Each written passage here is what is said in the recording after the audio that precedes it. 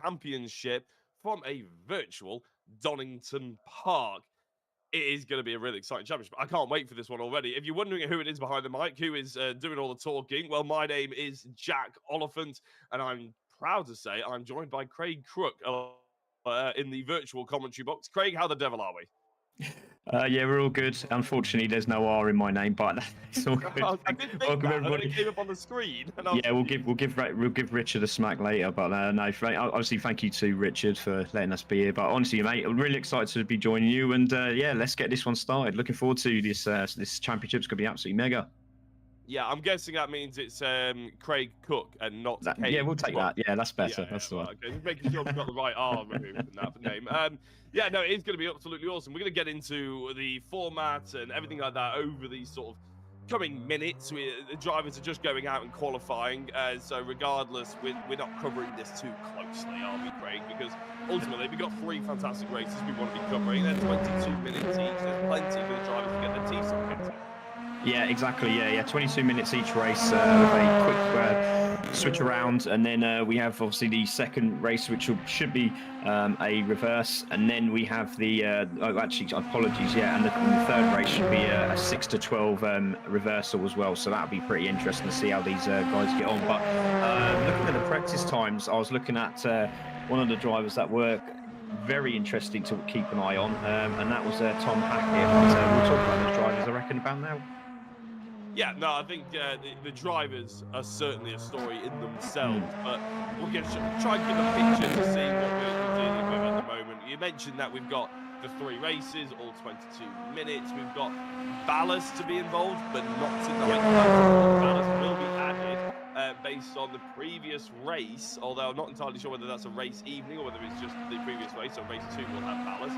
Yeah, that's correct. Yeah, there we go. So we are increments of 10 kilos. So the race winner will get 50, second will get 40, third will get 30, and so on and so forth. We'll remind everybody of that as we go forward into the rest of the evening. We're going to be calling it the PTEC from now on, the Pro Touring Esports Championship. It's just a little bit less of a mouthful for everybody. But like I mentioned, this is, Craig, one of the great things about sim racing is this style of qualifying, isn't it? Because the drivers are out there in their own servers going around making sure they get laps in, just to see one of the drivers start getting to explore the edges of the track.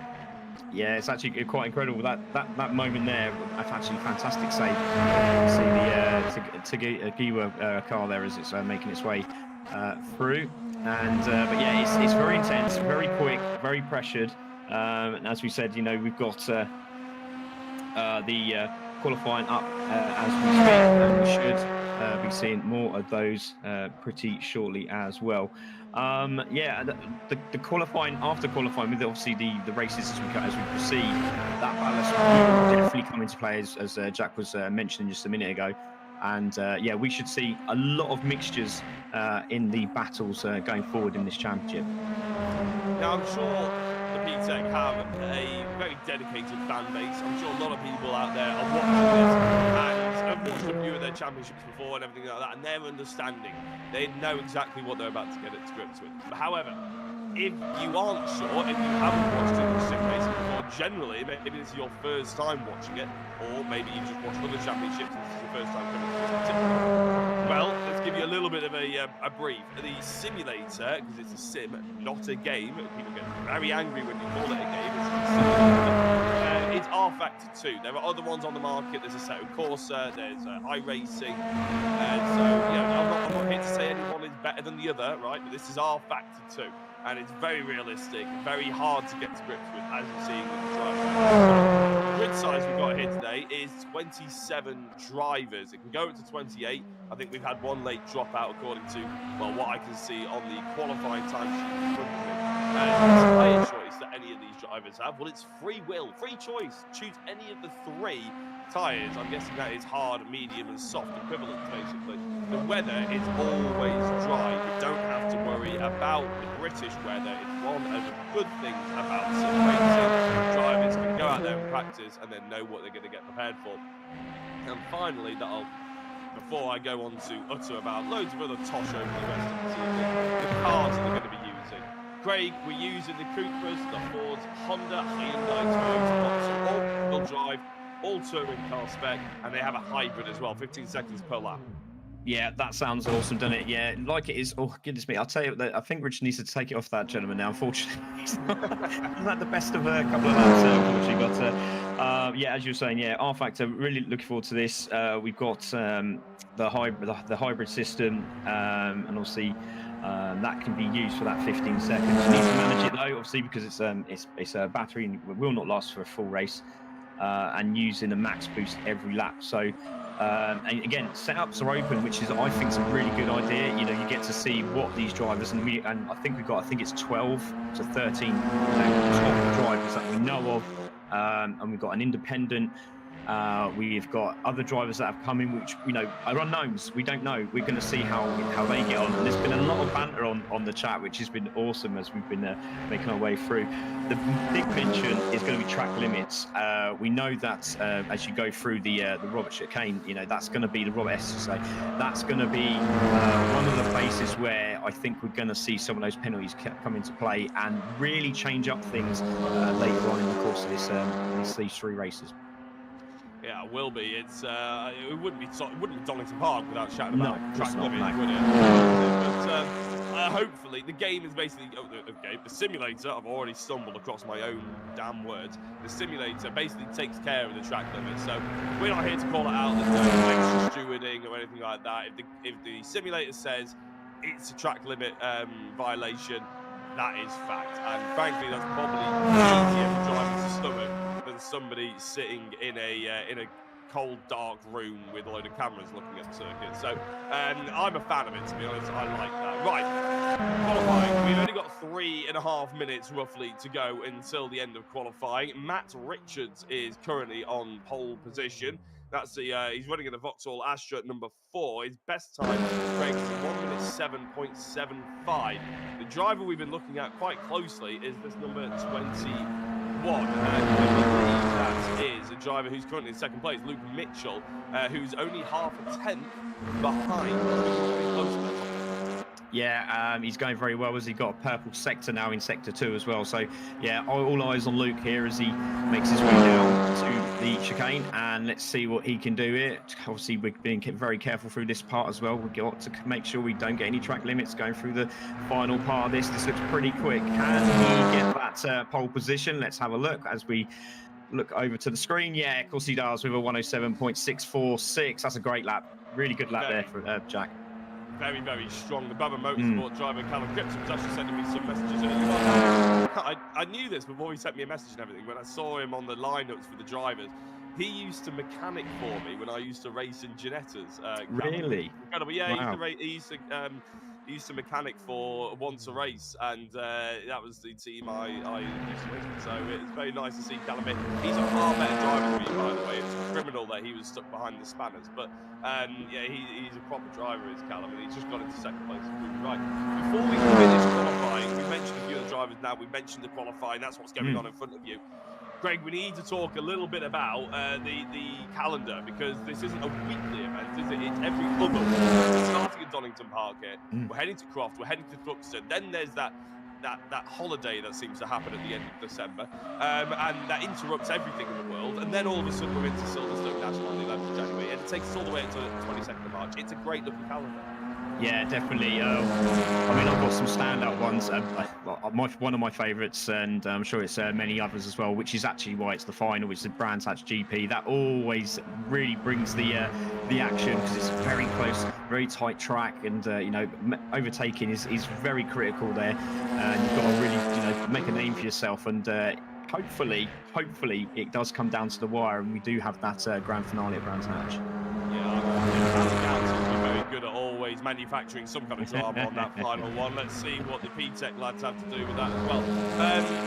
My highlight personally, and it's a highlight in any calendar wherever I see it, all across the country, in every single championship I do, Knockhill. I love Knockhill. It's absolutely, utterly brilliant. I was commentating on Knockhill virtually for the first time in about 5 years, actually, the other day. Legends Racing. Now, Legends Racing is great anyway. I'm not here to promote other championships, but Knockhill, no matter what you put on it, whether it's clockwise or anti-clockwise way, it's stunning, isn't it? And touring cars, it's right up there with the best you'll ever see. Oh yeah, for sure. And another one. Going through the chicane, we see it in live racing, and it's no different, absolutely no different in sim. And if they've got the full motion sim, they're going to really feel it going through the back and especially the cheeks as well. So very exciting stuff. Looking forward to another one there. Snetterton as well. I like Snetterton. It's a very technical track. It doesn't look like it, but there's so many breaking points, so many opportunities for passing, and another one to keep an eye on as we look at Matt Richards there, who I did see. I thought I saw him a little bit further up than that, but he just disappeared off screen, unfortunately. But yeah, now we're with Scott Mitchell Mount. He's now there in the Graphic Racing Honda. He makes his way down to the Robert chicane. Let's see what he can do. Swings the back end round. Love that as he puts the hammer down and comes across the line. Where does he go? Let's have a look. And he's gone a bit further, hasn't he? Where is he there? He's in 5th place, so great stuff from him in the Honda. Be interested to see which of these cars are up at the top as well. And like I said, choice of tyre is always a bit critical, and we did see quite a lot on the softs, but there was a couple that went out on the mediums, which was really interesting to see. I'm not a brave enough commentator to sit here and try and predict what will happen with tyres. I don't know the settings well enough. I haven't seen how good the drivers are. I've been assured that they are of the highest quality. And Fraser Hart, I thought I recognised the name. He's a talented carter, I think, Fraser Hart, an academy driver, but one of the Bramham's motorsport, sim sport drivers as well. Properly quick peddler, nothing to do with the jewellery brand, if you're wondering. Luke Mitchell it seems to have come in 3rd place, which means we've got a top 3 of Fraser Hart, Matt Richards, and Luke Mitchell. There is indeed your confirmed top 10. I just mentioned the top 3. Callum Cripps was dropped down to 4th place. Scott Mitchell Marm was in 5th. Cedo Vija was in 6th place. Jordan Richardson in 7th. 8th was Chris Grevitt. 9th is Tom Hackett, and 10th was Callum Wilson. And we've even got a 2nd page. Look at that. 11th, Alan Smith. 12th, Simon Trebek. 13th, Alessandro Cappa. 14th, Alan Daxon. 15th, Matthew Williams. 16th, Carl Benton. 17th, Carlo Messina. 18th, Dave Brewster. 19th, Archie Jardine. And 20th, Fabian Michelon. And finally, it just occurred to me, Craig, that we're probably going to go through the grid in a second, so I'll have to read all these out again. 21st, Jordan Hyde. 22nd, Darren Wright. 23rd, Alessandro Saremi. 24th, Stuart Rolfe. 25th, Ashley Gregory from the Mini Challenge grid. I like that. 26th, Jocelyn Fight. And 27th, Jordan Osborne. Now, I will preface this, Craig, if I have mentioned or said anything incorrectly there, I do apologise. Try and get them a little bit better as we go through the evening, but when you're trying to read them off really quickly and you're terribly British like I am, we are awful with pronunciation when trying to go through that. But it's a very tight qualifying. We've got strong drivers that we were expecting right at the front of the order. Donington Park's a brilliant track for racing. This is setting up to be a tasty affair. Yeah, looking forward to this. You can just see as we look at the drivers up on screen. Yeah, very interesting to see. Like I said, Tom Hackett there, right up there in the Phoenix Sim Racing team. Didn't quite get it all together in his lap, so looking forward to seeing where he was. I think it was about 4 tenths off the lead lap, I believe. So we'll keep an eye on him. Also Kappa as well. Another one to keep an eye on, the 40-year-old Italian. So another one, he's running the Cooper Leon. So but there's some big names. You say Matt Richards is there.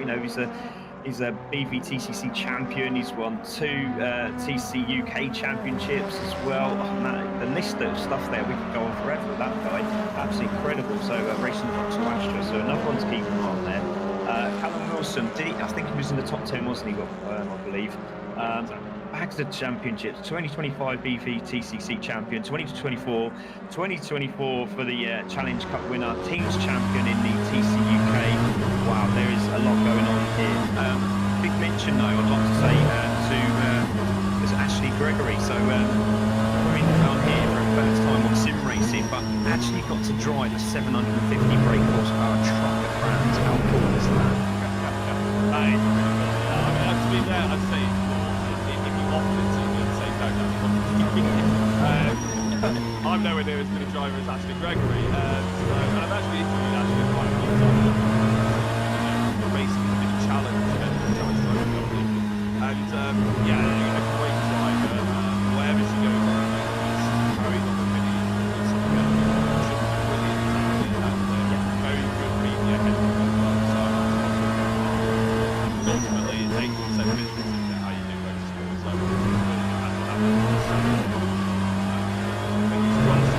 higher up on the order in terms of the virtual racing.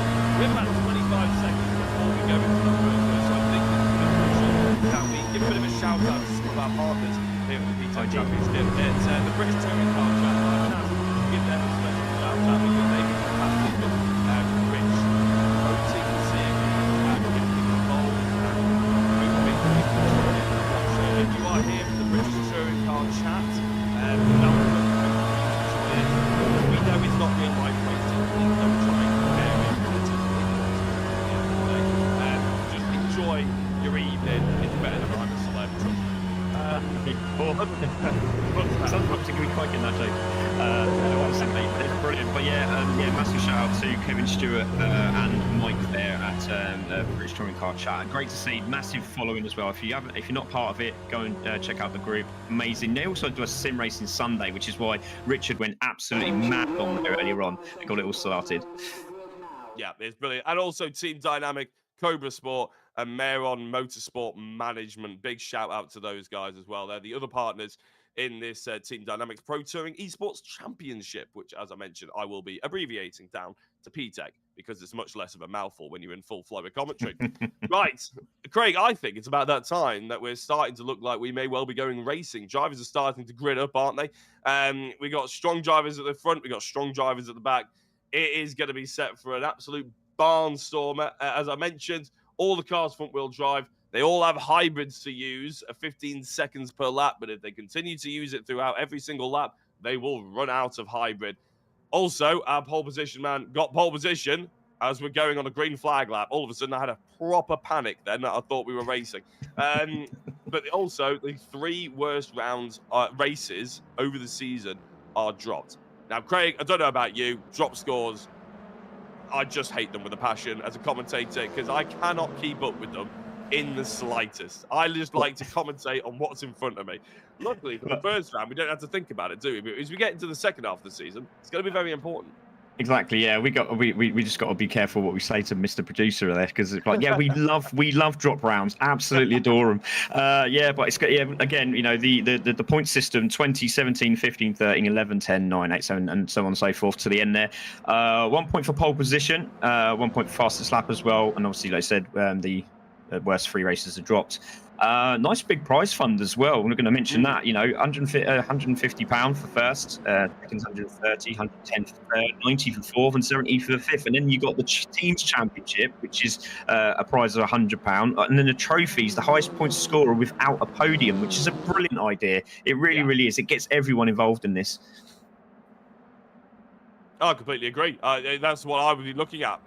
If I was driving out there, not a chance I would get on the podium with this sort of grid, but you never know. You might fluke something out of the trophy. I believe we're going to go for a standing start. That's why I'm not getting too excited as the cars pull up to their grid order for the first time. But it is Fraser Hart on pole position. He's leading the championship, given the fact that they get a point for pole position. Matt Richards in second place, Luke Mitchell in third, and the top 4 rounded out by Callum Cripps. Pole position is on the inside here at Donington Park National Circuit, and I'm very excited to see what kind of start the drivers can get up to. I'm sure they've all been practicing that over the last couple of weeks, probably months, maybe even years on R-Factor 2 to get the best launch in these touring cars here on R-Factor 2. It's very exciting. We've got 4 seconds left to go until we are racing for the first time in the Team Dynamics Pro Touring Esports Championship. And the lights have gone out already, and it is a good start by Matt Richards in the Astra, looking to work around the outside of Fraser Hart. Going to be a late break-in, but I think Fraser Hart managed to just about hold on to it. But as they go down towards Hollywood, they're still side by side, Craig. The rest of them have seemed to have gone a little bit more single file, but it's a really tight battle for that race lead, isn't it? Fraser Hart is going to be having to give up the place. He's down in second place. Matt Richards with an absolutely awesome start. Yeah, fantastic start as they make their way up to Schwann's Curve, and up to McLean's they will go. But yeah, massive start from Matt Richards. He was really pushing the outside line at Redgate. Oh, a little bit sideways as he came out of McLean's there, and they make their way up to Coppice. It's still the Vauxhall from the Honda, from the second of those Hondas, the team Simply Race there.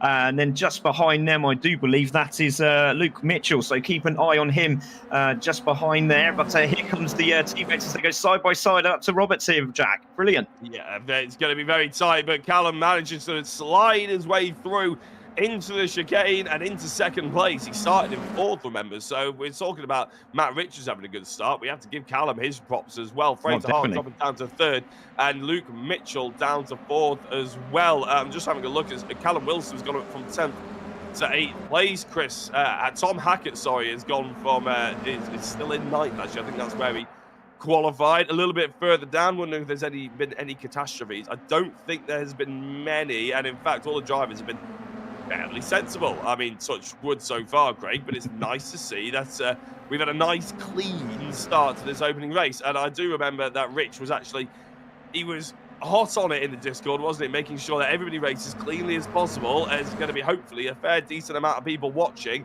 We need to make the best advert for the championship and their quality of driving. That's not the way to do it, Archie Jardine. And there's a little bit of contact a little bit further down. Where is Archie operating? It's about the top 15. 17th, for the top 15th place, isn't it, at this point? And that has bridged the gap between the top 14 and then this gaggle of cars all fighting to be in that sort of area. Yeah, exactly. And if you want to make your way forward, this is not where you want to be. And if you are trying to make your way forward, you've got to get out of it very, very quickly, because if they all start getting on the bus, they all want a ticket at the end of the day. But here we go, down the start-finish straight we go. And we still have a good battle here as well. We go down the inside. That's Sido Wager there going through, I believe, in the Brown Motorsport Honda. Yes, it is. And now we have the two Vauxhall teammates coming through as well. Let's see if they can make their way around Craner Curse, but it seems to be very planted. The Vauxhalls again just tries down into the right hand, and now here we go up the climb again, a little bit wide there from Fido there as he makes his way through. And here we go side by side with Honda and the Vauxhall as we come up to McLean's here. Jack, fantastic racing already in this PTEC first entry in the first race of the series. It is very good, and in fact, we're getting a lot of screen time for the liveries that won the livery competition as well. It's as if we planned this, isn't it? Which we obviously didn't, but there was a livery competition put out there to vote for who your favourite livery was, and the Power Max Astras won the vote. And I have to say, for good reason, Craig, they look stunning, don't they? Yeah, they do. There is some corkers out there. There's a bit of a livery battle at the moment. They all sort of like jumped on the bandwagon with that, which is great. You know, they've all got interested, and we get to choose one ourselves though, Jack. So I'm going to leave mine a little bit later because I need to have a little bit more closer look and see how they've been nicely painted. You know, any mishaps or anything like that. But I do like these Honda liveries. They look very, very aggressive as they make their way down. But we've got a 4-car battle here for the lead. We have got one behind, but here we go in the mix as the battle still carries on in the background. And what's that Hyundai there? We've got Vauxhall, we've got Toyota, we've also got a Cooper in the mix there. They're all over the park at the moment. But they all want to play, but then, well, you know, we'll see how that gets on as they go up to Swanson, into McLean's again. The Vauxhall all over the back of the Hyundai as they make their way back up to Coppice again. But there's excitement everywhere, and we don't know where to look at the moment. We have a slow Vauxhall coming out of Coppice there, Jack. That was interesting. It is very hard to keep up with it. It's Tom Hackett, who's the orange and black car, in the middle of all of this. Callum Wilson's just ahead. That I think was the driver you mentioned maybe was a little bit slow, but as they go down towards the final chicane now, it seems to have gotten back on track. Now, our onboard here at the top right of your screen that you might be able to see is the car that we are following. So that is Tom Hackett in the Hyundai i30, following Callum Wilson, Jordan Richardson just behind, and then Chris Grevitt rounding out the top 10. And this is allowing the top 4, I think the top 4 have really pulled away, and then there's sort of another gaggle of cars that aren't too close together. Then this fight for the 7th place, and then you have to go all the way back as my voice breaks with excitement to go and follow the battle for sort of the 15th place, which is exactly what we've just come to focus on. Simon Trebek in the middle of this sort of gaggle of cars. He's got one car ahead of him, which is Alessandro Cappa, and then you got Matthew Williams behind and Archie Jardine, who I think is going for a little bit of a lunge there. If I've caught the right car, it may well be. I'll just have a quick check of that in a second. But it's really nice. Archie Jardine here did manage to get his way through, and that's a move on Matthew Williams and the Hyundai just behind. So there's lots to fight for here, Craig, even if you aren't in that top end of the order. Yeah, definitely. Yeah, massive shout out to Archie because he was doing a corking job. We now have 5 for the lead as we look back to Luke Mitchell now in the Honda. Really closed up, hasn't he? Still the fastest lap going to our leader, Matt Richards, at this moment in time. But yeah, Nick, also shout out to Callum Wilson. Like I said, great start from him, up to 7th place. So having a really good run here. Now, if he can get away from those boys up there, because again, we've got like 4 or 5 different groups of battles at the moment, but this is one we're concentrating at the moment. We've got 2 of the Hondas, the Rafa team there together, and then we have the Simply Race just in front of them with their 2 teammates together, with Callum Cripps just leading that as we see him on screen with the Brabham Motorsport car. And then obviously our leader still doing a good job and getting a bit of a gap here, Jack, as we make our way back towards the start finish. Yeah, that's exactly what they want to see in the rearview mirror, and that's the gap getting bigger and the cars getting slightly smaller. We mentioned a gap, there's a big one, and then you go back to this little, well, let's say continuation of a battle as Cedo managing just about to defend. Yeah, from Callum Wilson, and there's a little bit more of a melee. Tom Hackett behind. Is he going to get mugged a bit here by Jordan Richardson as they came across the start-finish line? That's a big move out, isn't it, by Callum Wilson in the Astra? Is he trying to get the cut back? He's getting a little bit of a tag. He's getting a little bit of a love kiss from Tom Hackett. There's a little bit of movement on that rear end, but he plants the power and he gets a good run down Hollywood and into Craner Curves. We could see a lunge at the old hairpin. It might be a little bit dangerous. He doesn't do it. That's probably a sensible thing, Craig. Yeah, definitely setting himself up nicely. Yeah, I was just wondering if he was going to go for that move, but it was probably better just to get the line right. You know, as they say, slow and fast out, and it definitely was going to work there. Unfortunately, or should I say fortunately, for Cedo, he did the right thing, and unfortunately for our Vauxhall driver, he wasn't able to go in. We're on board now. With our man there in, I do believe that is going to be Callum Wilson. Thank you very much, mate. And yeah, on the back of the Honda now, as we see the Astra coming through, and we're going to see the same thing happen again here down the inside. Another great pass, makes it stick. Now, is Tom Hackett there behind? Is he going to have an opportunity? Because I'll tell you what, I thought he was going to be right at the front there, but I don't know if he's had a little bit of adjustment change, but he's struggling to get past these guys now because they're all battling away. But he just has not been able to get past. No, I'll tell you who is Jordan Richardson, who's gotten past not only Tom Hackett on that straight, but also might have the job done on Cedo Rijo as well. Going down Hollywood and into Crater Curves, both of the Astras managed to get by in the space of about 3 corners. Really good racing from them as Cedo finds his way a little bit further back. Well, I did feel like he was a little bit cork in the bottle situation there, Greg. And it's sort of understandable why maybe once they've got past, they're going to start to gap. And Tom just hasn't been able to take advantage. Chris Grevitt is the driver who's probably just seen everything unfold in front of him, currently in 10th place, and thinks, well, I can do that. There's no reason why I can't do that. Let's just go again. The Toyota Corolla is hunting. It's hunting season for him. Tom Hackett needs to get past and get past quickly because we've already had 10 minutes in this race nearly. Yeah, Cole Benton was in the background there, just going a little bit off and managed to get back on in the, which car is there? The Ford Focus, the Ford Focus PTEC car. So he's in the background there, just having a good battle. We've got the 2 Vauxhalls now clearing away of Callum Wilson and Jordan Richardson. So now, as we say, we're looking at Tom Hackett. Can he get past Cedo Rijo? I don't think he can at the moment. It doesn't look like it. So I do believe that was one of our Hyundai drivers at the back there. I think that was Alan Smith. I might be corrected here, but it looked like that was Alan Smith. He's now dropped to the back of this pack, so a bit more work for him to do. There's quite a lot of work to do for a lot of drivers, really, isn't there? Oh, here we go. Oh, yes. No, finally, we may well see a move from Tom Hackett. If you can't do it where you want to, you're going to have to start getting uncomfortable and trying to move around the outside. I know from experience at Donington Park, you don't really want to go around the outside there. You definitely don't want to go around the outside of this corner either, because you end up in that gravel trap. It comes on up a lot quicker than you think, and it's always more expensive than you think as well. Oh, beautiful.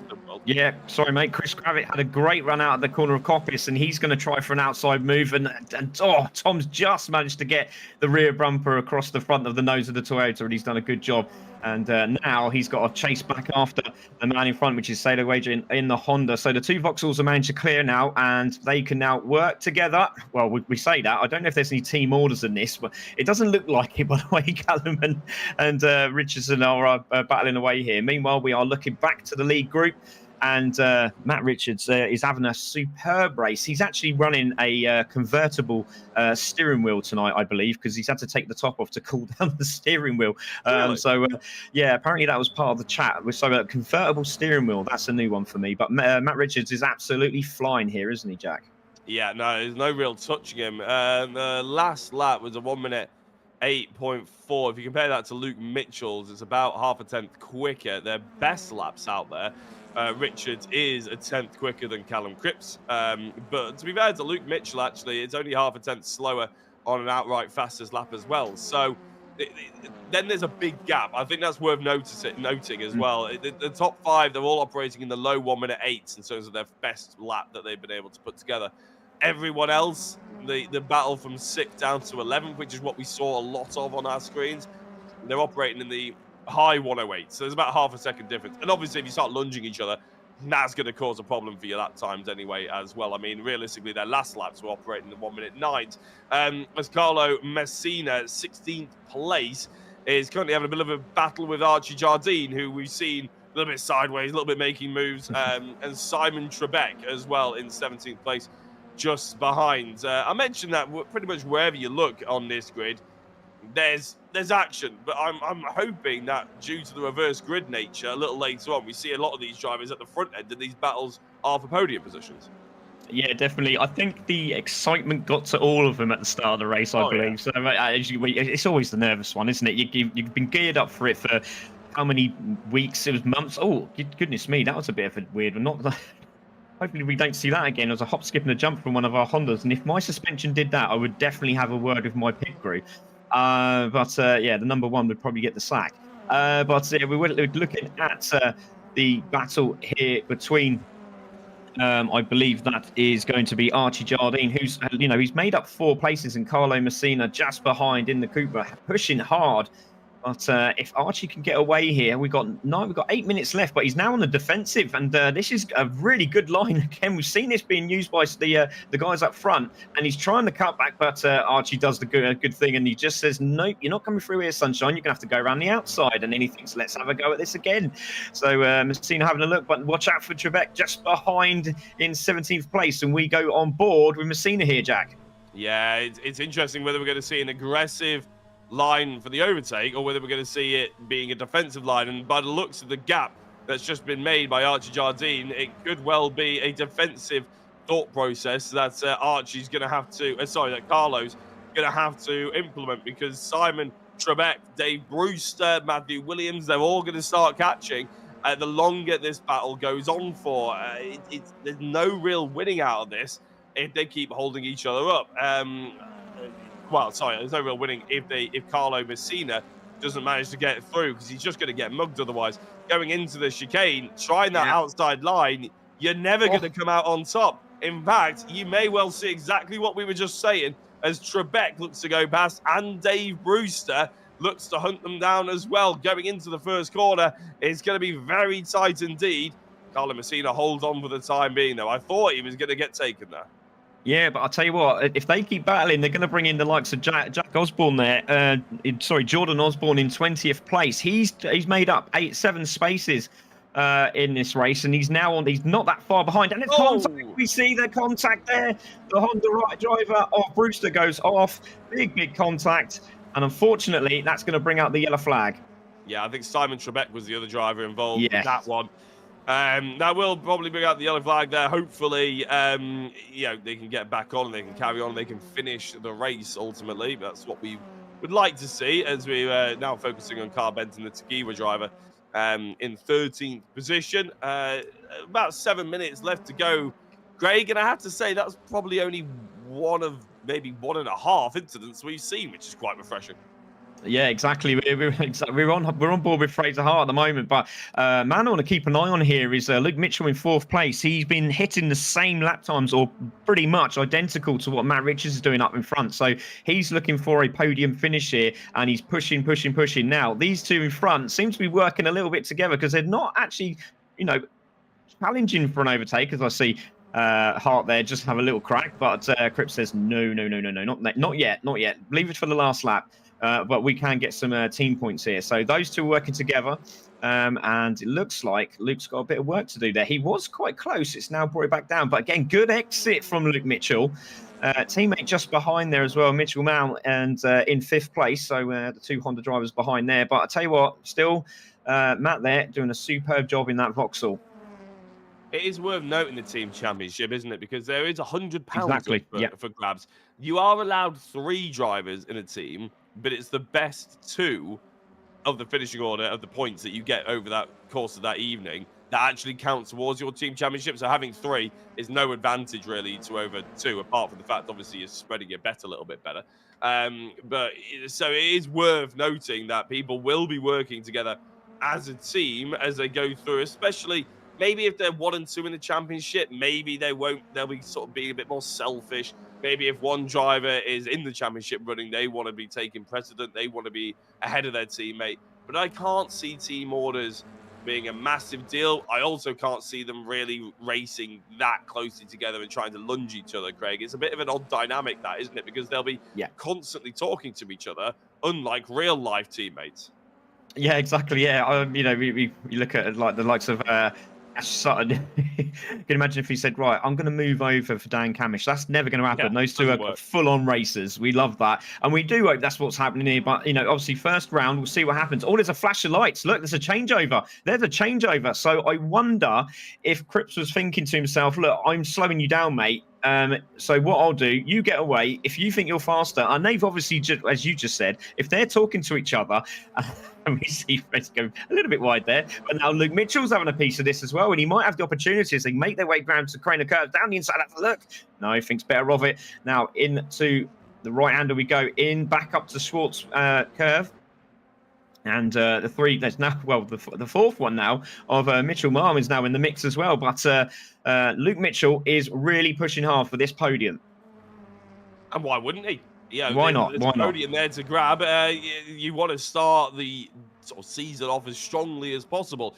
It is a long season, and there's plenty of time in between each round to go and practice for the next time. And so, people might fade away. People might not be around for every single round. Basically, you can drop 3 races. That could be a round where you can't turn up, as Tom Hackett, I think that is, going very wide indeed. And Chris Grevitt gets into the top 10, into 9th place. Good driving from him for the time being. Although I think he did start in 8th place potentially. So actually, he's a 1 down. Alessandro Cappa up by 3 into the top 10.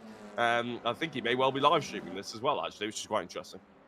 Okay. Oh, goodness me. There's something barrel rolling in the background there. We have got contact down at Coppis, it looks like. So we have a driver off. We have one of the, I think, some sort of, I have no idea what it was, actually. But it might be a banner. I'm not too sure. Hopefully the sponsors won't mind. But it was flickering up and down the air like a yo-yo. But we were looking at that battle there with Gravit. And as you said, but I'm going to have a quick mention of Jordan Osborne as we see contact with Jordan Osborne, because he's gone up. He was 9 places up, but he's just lost a place. So hopefully he can get back on that in the Unlimited Esports car. And he now makes his way through as we check out more of these liveries. I think I'm liking the one that I've got one in my head now, Jack. So I'm going to keep an eye on it for the rest of the race. But good to see Jordan Osborne doing such a good job there. So we're really looking forward to race 2, see how he gets on. Yeah, no, keep that in your head then, because come the end of the night, we'll announce who we think. I love the fact that they don't trust us with naming a driver of the round. So no, you can pick your favourite livery commentators. That'll do. I'm a big fan of that. Commentators don't know anything. Luke Mitchell in 4th place. I'll be honest, I would have expected a move by now if he was going to make one. He's been in this sort of area for quite some time, and I appreciate that. Callum, I'm sure, is very difficult to get past. They are sort of sister teammates. But I would have thought that, you know, we would have seen a little bit more of a lunge if we were going to see one. I was hoping for more of one, to be honest, from Luke Mitchell. Yeah, they sit there saying that the pace of both of these drivers seem very, very good, but it's actually quite clever of Callum to just say, right, do you know what, Fraser, you carry on, you go and push. And I tell you, he's starting to make a gap for himself. But the problem is now Callum Cripps is under pressure, and as you said, Luke Mitchell can't find a way through. He is doing very similar lap times to our leader, but as you said, no way is he getting through. There's no room at the inn. He is trying to push harder, but as they get round Roberts, they all seem to have clawed back up to each other. So now we've got this battle for podium still. We have just over a minute to go, and Luke just shows him the door, just says, hello, mate, I'm right behind you. So you keep an eye on your mirrors, and I'll keep an eye on your rear bumper. And at some point, I'm hoping we're going to see this pass happen, because Luke's really putting some pressure on now as they go make their way through Kona curves. One thing we haven't mentioned, because there's no way of us seeing or figuring it out, is that they do have the hybrid. They also have different tyre choices, don't they? So a driver who might be very strong at the beginning of the race may not well be very strong at the end of the race, because they use all their hybrids and they're on the soft tyre. Now, I don't think, I believe, that all of these drivers are probably experienced enough to be able to figure out what tyre is the best one. There's only 3 choices. And also the best way of using their hybrid systems. But maybe that's why we're not seeing a much of a lunge from Luke, because he's ran out of hybrids. Maybe he used them all earlier in the session, and therefore, don't really have the firepower now to lunge that forward. Now there's 10 seconds left on the clock, but we have had Matt Richards cross the line, which means this is now going to be the final lap. You said they'd bunched up earlier on there, Craig. They have bunched up, but only from 2nd to 5th. First place has checked out.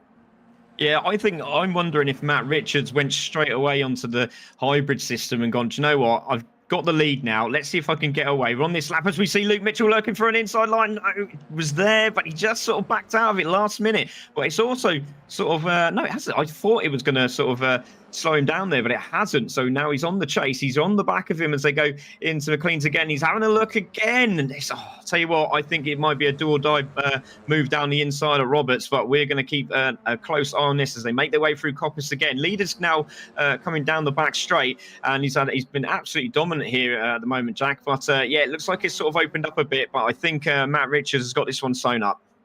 He has indeed. Yeah, a really strong showing from the Power Max Astra driver. Very, very strong indeed. And he will finish this race on top step of the championship in the first round. He's got a long way to go. I'm not going to get him too hyped up just yet, but Fraser Hart comes home in 2nd place. Callum Cripps is in 3rd. Luke Mitchell, Scott Mitchell, Marm, 4th and 5th. And look at the gap that they managed to pull. Now, Callum Wilson, I believe, pulled 4 places compared to where he started, and he finished in 6th place. Jordan Richardson in 7th, 8th beside Cedo Raja, and 9th, Chris Gravitt, and rounding out the top 10, Alessandro Kappa. You can see the rest of them as they're coming across the line. I'm not sure if we're going to have a finishing line graphic or anything like that, but it's really been a great race. But it is sort of what we expected from a race taken just after qualifying and with no ballast on board, Craig, wasn't it?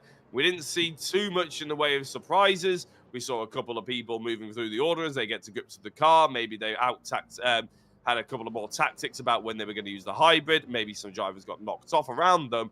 We didn't see massive waves from front to back.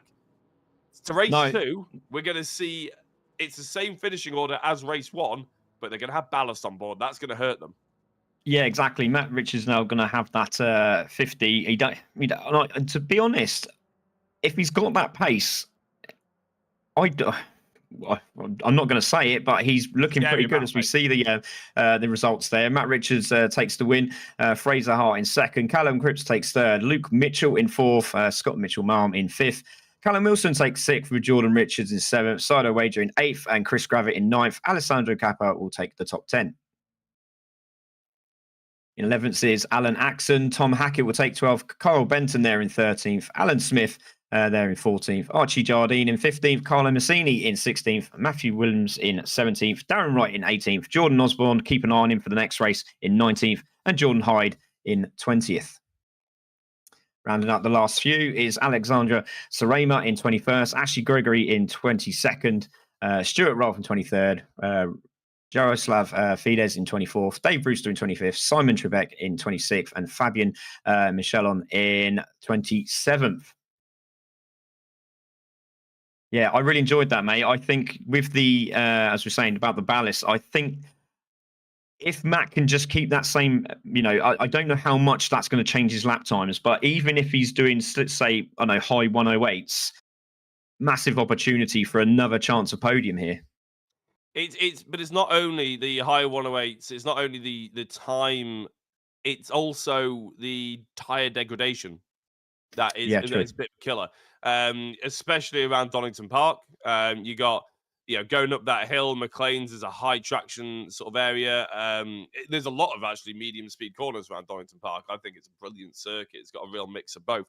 My favorite circuit in the country, to be honest. But that's what I'm going to be interested in. I haven't commentated too much on R Factor races. I've done a lot of Assetto Corsa. I've done quite a bit of iRacing, but I've never done R Factor. So I'm not entirely sure how the tire model is going to change with the ballast. But you got to keep in mind that the drivers around them are also going to be having that ballast on board as well. So I'm interested to see whether the likes of a Callum Wilson, who qualified, in about the 9th place, I think it was, made his way up 4 places.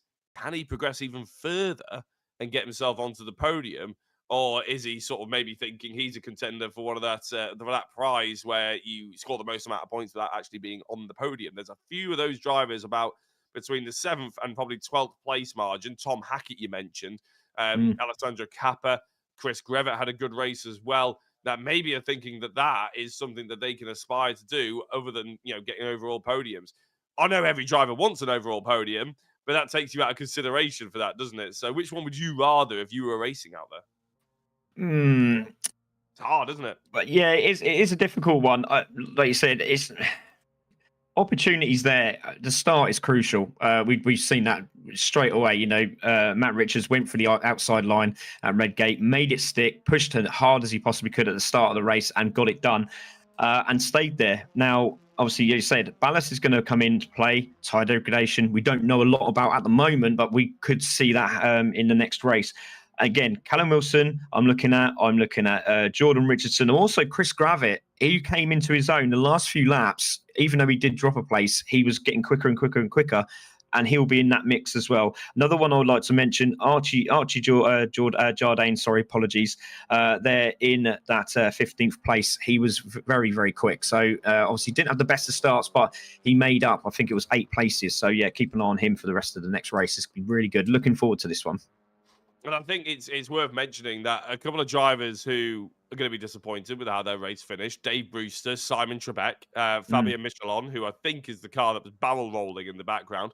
Dave Brewster, Simon Trebek, certainly operating in that sort of inside the top 15, just outside the top 10. But that is right in prime real estate for reverse grid for race number 3, isn't it? Because I believe the reverse grid, apologies if you do hear me coughing as well, ladies and gentlemen. I do have a cold at the moment this week, so it's coming to the end of it, but apologies if you do hear me sort of stumbling or having a bit of a cough. But it's the top 6 to 12 reverse grid for race number 3, and that is dictated by a spinning wheel. I wish we had a big bowl where someone could pull out a number, but unfortunately we're not all in the same location on Simracing, are we? So No, we have to go with a spinning wheel effect, which is just probably, if anything, is more random than anything else. But yeah, that's going to be a really cool thing to see as well. We're going to see a lot of drivers really pushing. We're going to see drivers that aren't necessarily used to running at the top end, having to fight and hopefully not fall over each other.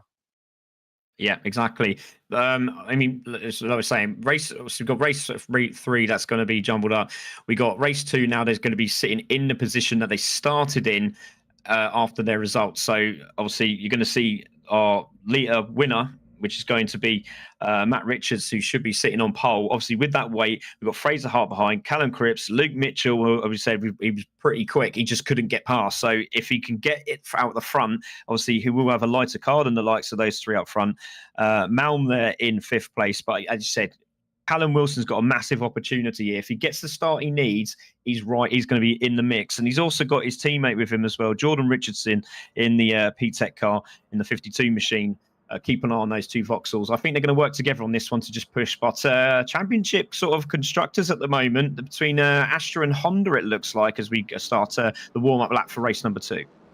Yeah, in fact, if you do want to keep up to date with all the standings and the driver data, the race live timing and all that sort of thing, ProTouringEsports.com is where you need to go for the Pro Touring Esports Championship. Probably not hard to figure that one out. But that is where you need to go on that home sheet. You can, watch the stream via the sort of link that we're currently using on YouTube. There's also standings, driver data, race live timing, and the race calendar, which is really cool as well. And the next one, obviously, is Croft round number 2 on the 30th of November. Right, I think we may well have the... I'm not sure if we've got the grid graphic that we can use for you.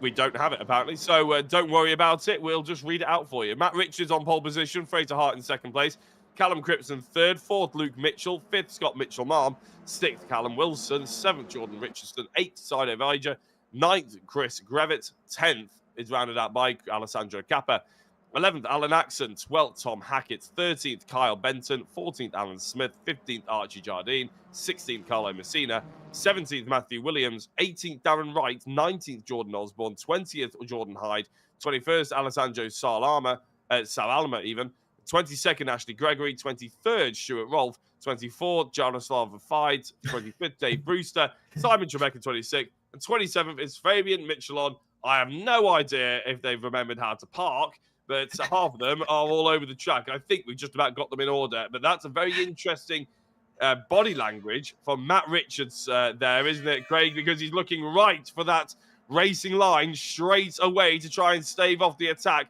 the inevitable attack of Fraser Hart. Fraser Hart coming onto the left-hand side, around the outside. Callum Cripps looking at the inside as well. Matt Richards is holding on to it. And in fact, he's got a lovely little lead as Callum Cripps is in 2nd place, overtaking his teammate Fraser Hart with Scott Mitchell-Marm in 4th place. Callum Wilson having a little lunge on Luke Mitchell. That's going to be one to keep an eye out on. He's got it. As they go into Old Hairpin. Has he got it? Callum Wilson's up to 5th.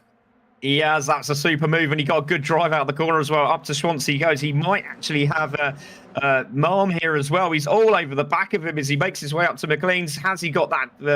No, not quite. But I'll tell you what, Matt Richards, he wants to win this championship. You could quite clearly tell by the body language of that car, turning in on the likes of Cripps there, making sure that he gets the best start possible. And he has got the best start, but he's under real pressure as they make their way down the back straight and coming up to Roberts. But I'll tell you what, watch out for Callum. He's on a bit of a mission. There is no team orders between the front 2, that's for sure, isn't there? There'll be no love lost, no reason why Callum shouldn't be making a lunge. Now, you're probably thinking, oh, why isn't he making a lunge?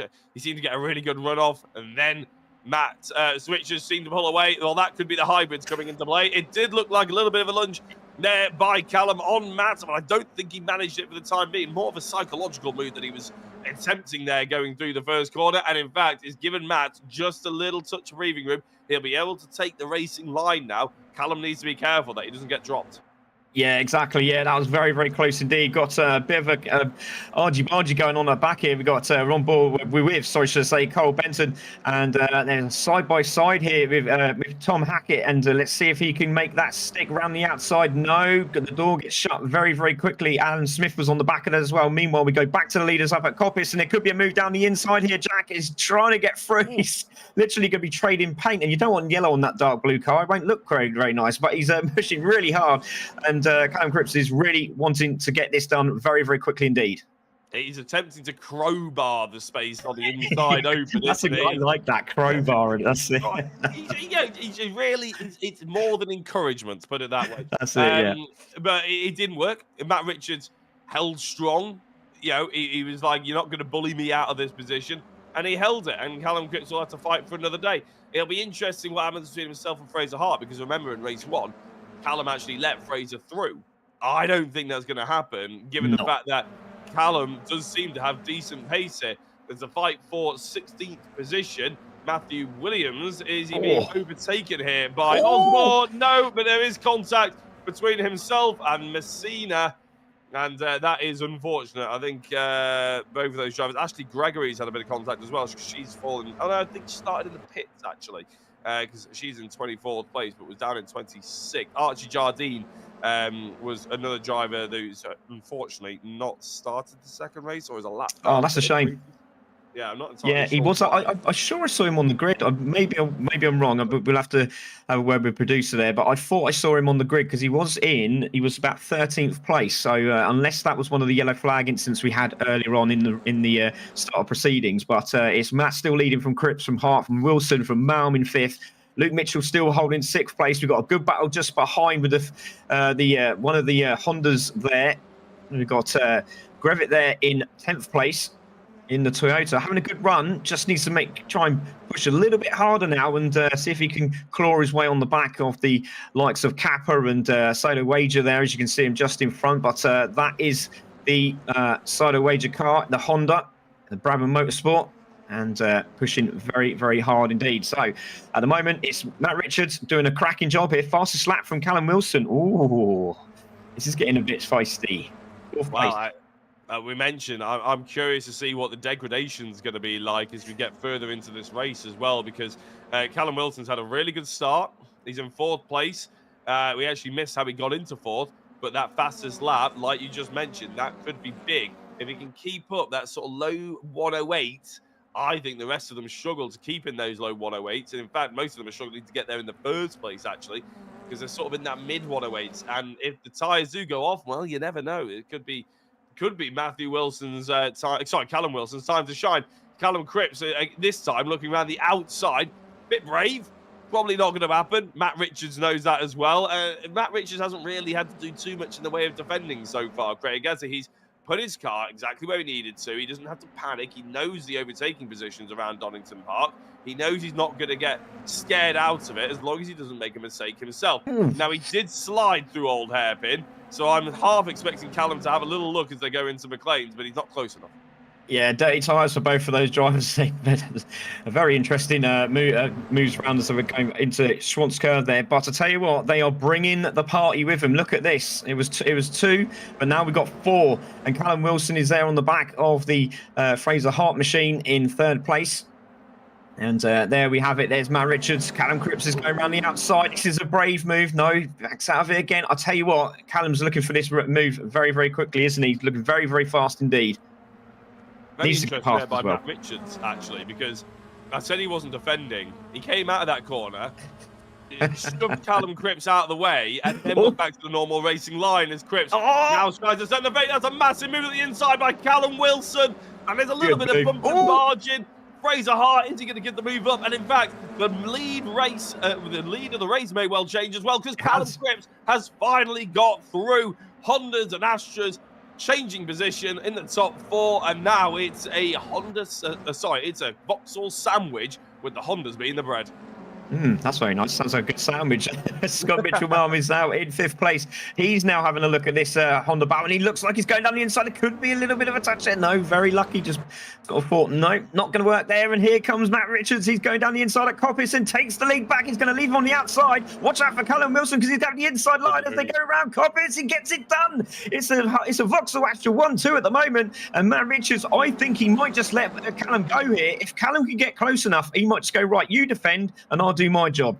Great stuff. Good racing. Callum Wilson, take a bow, mate. This is an absolutely astonishing drive, but Matt Richards is still holding them up. He's doing a brilliant job defending. I'll tell you what, they've won race 1. They've won the livery competition. They look on course for winning race 2 as well. It's going all things Astra, isn't it, at this point? Great stuff from them. Really good racing from all 4. Nice clean racing as well, Craig. That is worth mentioning, as Callum Wilson is on an absolute flyer here. He's already caught up to the back of his teammate, and the number 444 is looking to get past the number 4 very quickly. And I think Matt Richards would be silly if he held him up for too long. Yeah, exactly. We're watching this brilliant battle with Scott Mitchell-Malm as well. And we got the 3rd of the Vauxhalls also in the mix here. It's got Richards and Sidewaiter in there as well. We got Kappa just in the background trying to get onto this. Oh, this is brilliant. Really enjoyable, this race. And it has, well, look at this. The actual ballast has actually sort of turned them all into, well, raging loonies again, which is what we want. So Jordan Richardson now in the Vauxhall, going down the inside here. Can he make that stick? Yes, he can. Could we get a Vauxhall 1, 2, 3? That'd be brilliant. Got plenty of time to do it. Absolutely incredible stuff from these guys. Yeah, my goodness, we've actually haven't had 10 minutes yet, actually. There's still plenty of racing left to go. That's tons. I know, and it seems like the lap times are, swaying left and right. Oh, Callum Wilson. Here we go. Wilson on the inside. Wilson's leading, actually. Matt Richards in second place. Callum Cripps again piling the pressure on. But it is Wilson who leads this race. Yeah, I'd love to see that again. I wonder if we could get a replay from our producers, because I would like to see what happened there. Did Matt let him go? Did Matt just say, do you know what? You're quicker. I'm holding you up. We need to get these points for the championship. We need. Oh, it's contact with Cripps and Richards as they go into McLean's there, and that sorts everything out again. Here comes Mitchell Mound round the outside. He might have a look in the Honda, but it's Callum Wilson leading from Matt Richards, from Cripps in third, and we got Mitchell Marm in fourth place, and he's looking for a podium again. Here we go. Is he going to have a little opportunity as they come down the back straight? But it's Vauxhall 1, 2 with the two Hondas just behind. Here's the replay, Jack, of what happens here. Does he just... No, I think he's actually just gone, I'm having it. I tell you what, there's probably a little bit of half and half in there, isn't it? He's probably thinking, I'll give it a go, I'll give it a go. And Matt Richards says, yeah, okay, you can have it. I like that, though. It wasn't exactly an easy pass.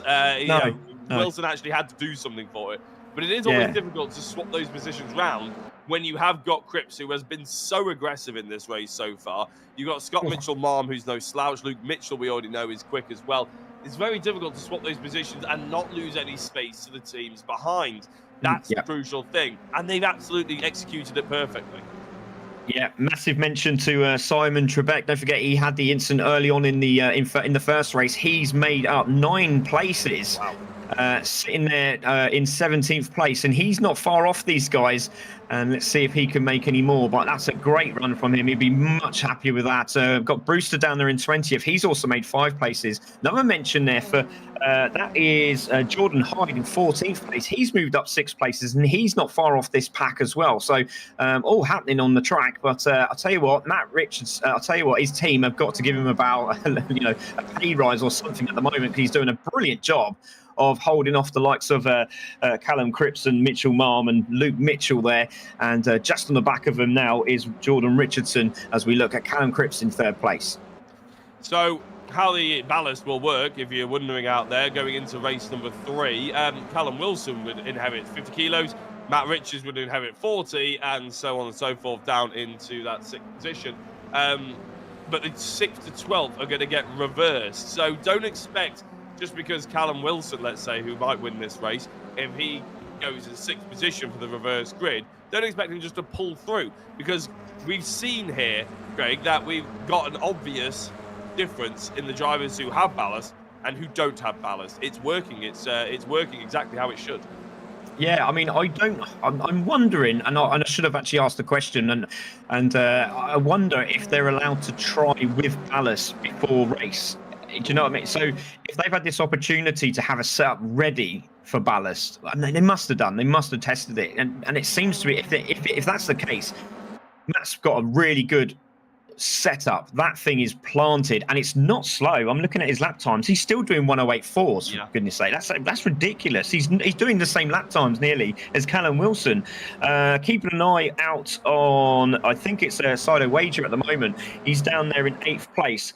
He's quicker than the 2 cars in front of Luke Mitchell and Jordan Richardson in his last 2 laps. So just keep an eye on that guy.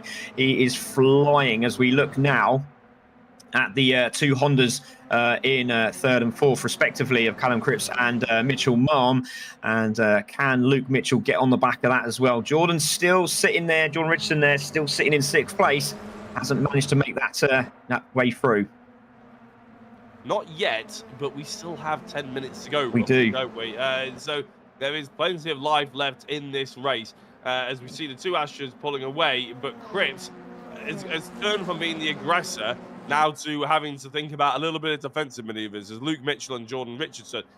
As I mentioned before, one thing we haven't really seen, or we can't see, is how much hybrid they're using. I reckon Callum used an awful lot of hybrids to try and get past in the early stages. He looked so aggressive. He looked like he was well up for this race. And now I think he looks like maybe he's struggling as a consequence and goes a little bit wide. And that's a great move by Scott Mitchell-Marm as he forces his way through, saw a little bit of a gap, thinks, you know what, yes, that's mine, here we go. And P3 is his for the time being. Callum Cripps is going to have to think again. He may well have to do some more overtaking. He hasn't managed it yet too much. He's going to have to do it if he wants a podium at all now, not just a race win. Yeah, exactly. Yeah, I saw Callum was a couple of laps ago do the same thing, went slightly wide, and that door was very much open, but he did very well. As you can see, Luke Mitchell now having a piece of this action. He had to look down the inside again at Coppis and thinks bear of it. He's all over him like a rash at the moment. Now, can he get the exit? But watch out for Jordan Richardson. He's now on the back of these guys, and he's there pushing. Let's see if he can make his way through. He's got, like you said, he's got 8 minutes to go with this race. And we've got, what's it? So it's Vauxhall, Honda, and then a Vauxhall. We need to see if we can get some of these Hyundais and Toyotas in the mix here, but I think that's all going to change in the next race. And hopefully we'll see the likes of Chris Gravitt there in 11th place make his move further up the grid. As he makes a pass, it looks like he's going to get this done on Tom Hackett there, as we see Jordan Richardson on shot. And he can see his teammates in front, and he absolutely be biting his lip to try and get past these Hondas. Yeah, but the quality in front of him is so high, isn't it, that it's not just catching up. You then actually have to get the thing done. And we've seen how difficult that really is. Not only Callum Cripps struggling with it, but Luke Mitchell as well, struggling a little bit to really take advantage of a few of the mistakes. And a few slower cars up ahead. That's a very fast car going into a very hard barrier. I'm not entirely sure who it was. It was Sido Vasia, I think it was. If anybody out there is a Sido fan or family member or anything, if you want to phonetically spell his name in the YouTube chat, we'd be more than happy to take advice, and apologies if we've got it wrong over the course of this broadcast.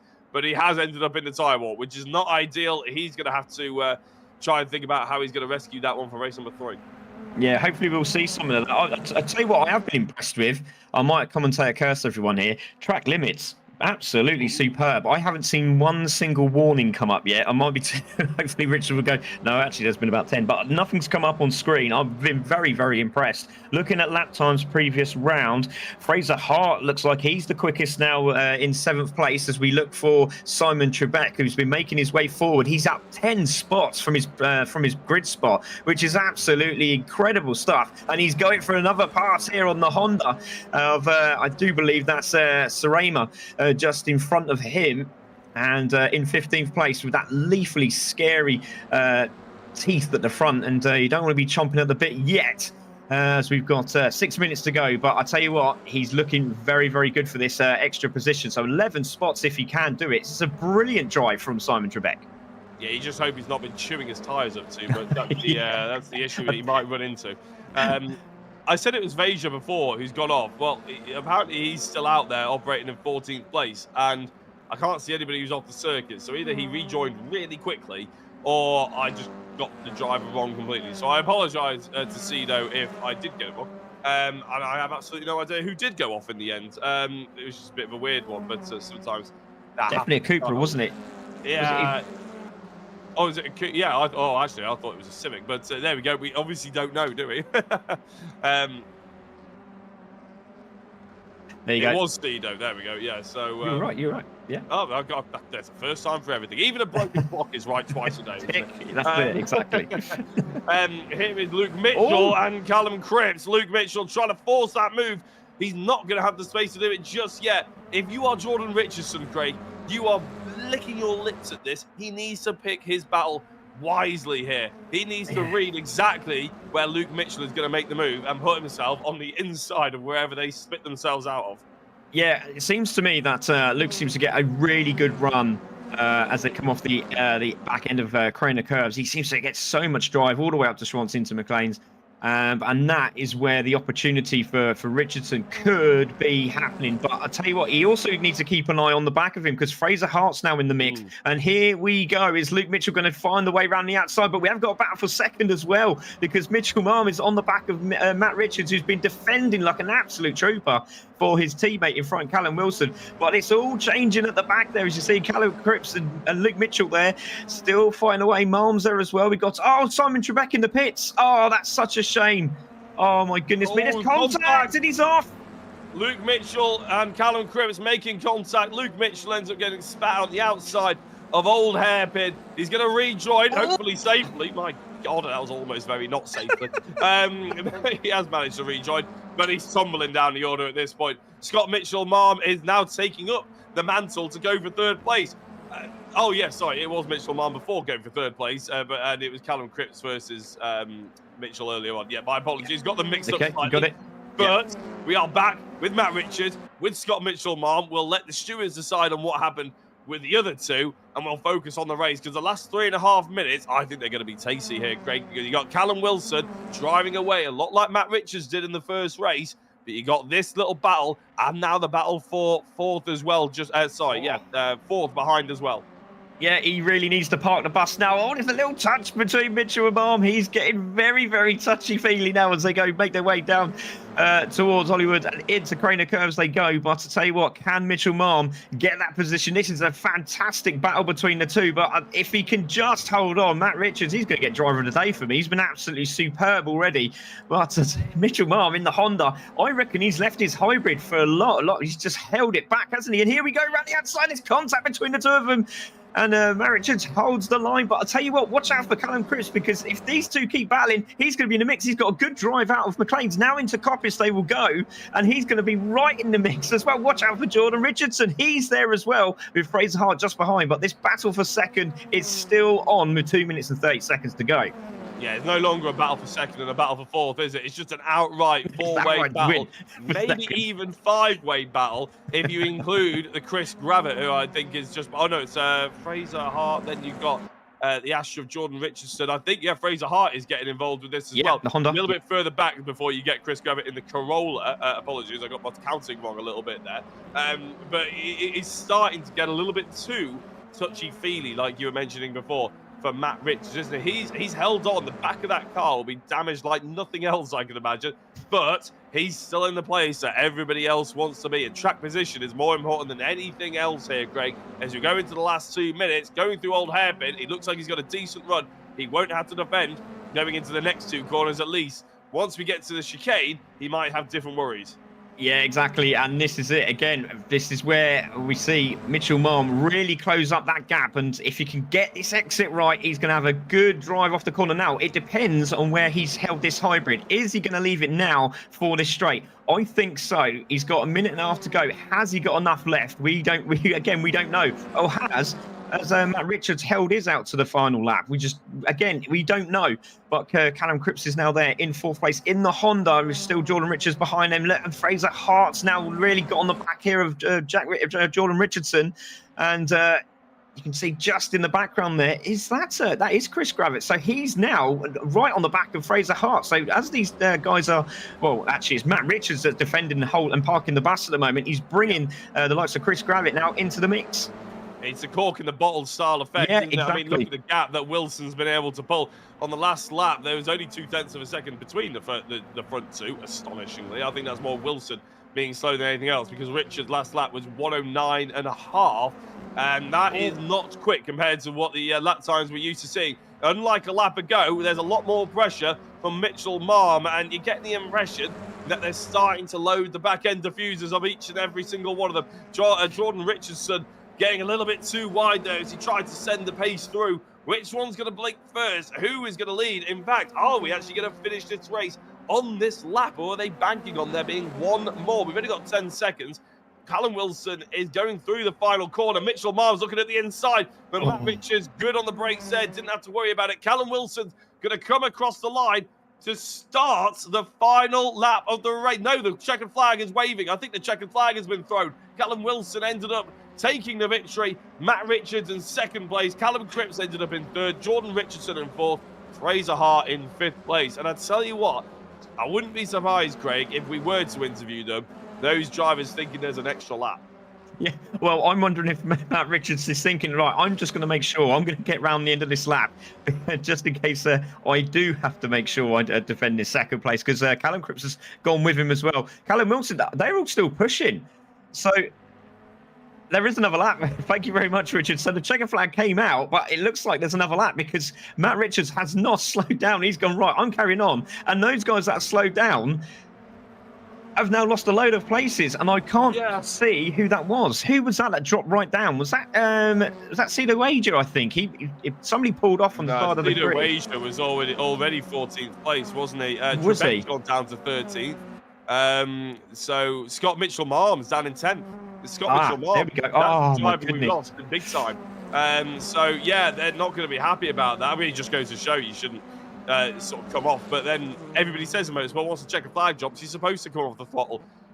Anyway, it's very, very confusing all the way around. Yellow flags have been thrown now. Have we finished the race now? I think Callum Wilson has. Yeah, it looks like it. Yeah. My goodness, it's confusing, this one, Craig. Apologies. You can tell it's my first time commentating on R-Factor, can't you? Callum Wilson took the victory. Matt Richards took second place. Callum Cripps in third. Jordan Richardson in fourth. Fraser Hart ended up fifth. And you have to feel for Scott Mitchell-Marm. He did round out the top 10, but it's not great, is it, really, unfortunately, that he just stopped as he went over the line. Yeah, I was always told to, wait until the whistle's blown, especially in football. But in motorsport, it's you carry on pushing until the end. And unfortunately, that did not work out for him. I saw him pull over to the side, but I just saw that Callum carried on pushing. And then Matt was saying, well, he's still pushing, so I'm going to carry on as well. And unfortunately for Mitchell-Marm, he's got a lot of work to do in the next one. Yeah, but he could be on for a reverse grid pole. You never know.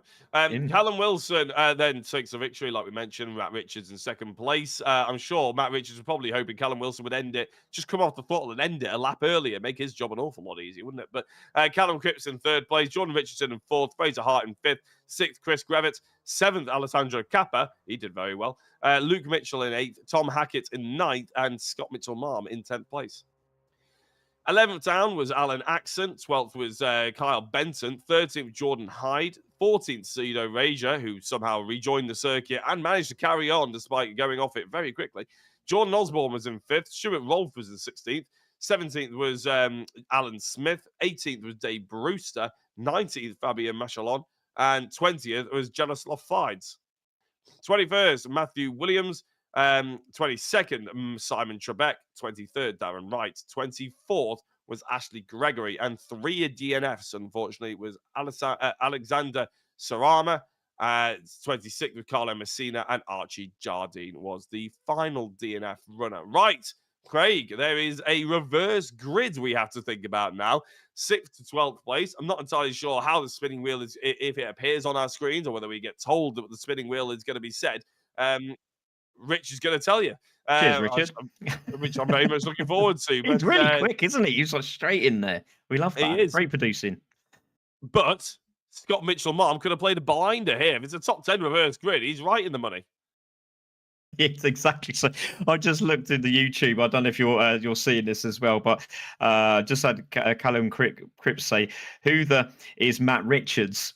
Well, he's the man that's defending like an absolute madman and doing a good job at it as well. So I'll tell you what, if he's still up there in the third race, I'll tell you what, there's going to be some stewards' inquiries. But man, he can drive. But yeah, as you said, you mentioned it. Sorry, buddy. Reverse top 6 there, Jack. There we go. Well, reverse top 6 means we should have. I'm just having a look. I'm trying to find it as I accidentally close the tab. Chris Grivett. Yeah, Grivett. Yeah, on pole position. Very exciting indeed. I'm looking forward to seeing how he gets on. Now, race 3 is exactly the same as every other race in terms of its 22 minutes. And the top 6 from the last race top 5 got ballast added to them as well. So the likes of Callum Cripps, the likes of Matt Richards, the likes of Callum Wilson all have ballast added to their cars. And with any luck, it'll do the job just as well as it did in the second race, Craig, and give us an extremely close battle for that sort of top 10 positions. Because to be honest, I couldn't tell you who I think is going to win this one. Well, for me personally, I'm gonna say it straight away, Chris. He's got everyone up front's got now. They got weight. You know, Callum Wilson's got weight. We've got Matt Richards unfortunately got some more to add to his. Callum Cripps has got some. Jordan Richardson, Fraser Hart, and Chris Grevett has nothing. He's got nothing to worry about. He can just go out and push as hard as he possibly can. It'll be interesting to see what sort of lap times we get this time around. Looking at the previous race, Chris was doing sort of 108.659s. That was his best time.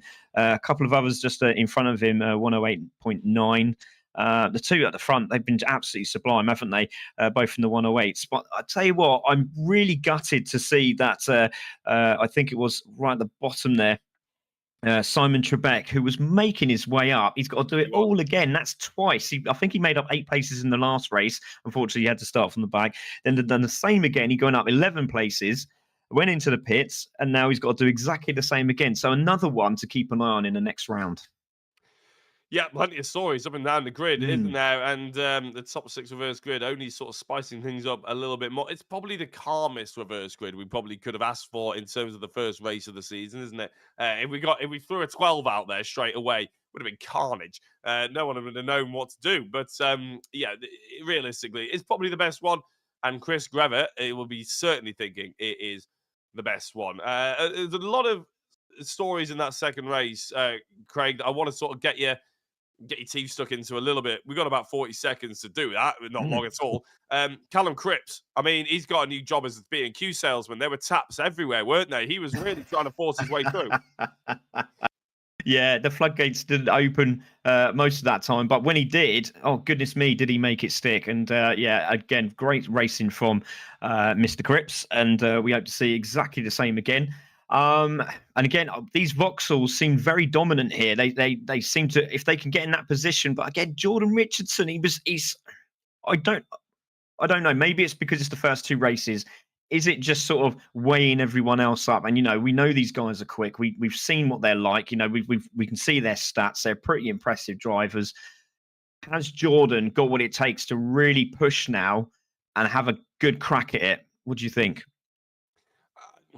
It's difficult to see. I don't know the drivers well enough. Yeah, I don't think. Yeah, if you ask me that 3 rounds in, I'll probably be able to say. Yeah, exactly. You'll go, yeah, of course.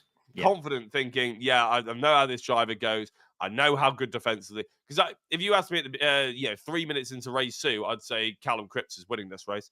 And obviously, then he just couldn't get past. And Callum Wilson did carve his way through and planned it really well and drove fantastically. So it's very difficult, isn't it, when you get a whole new set of drivers. From our perspective, it's quite difficult.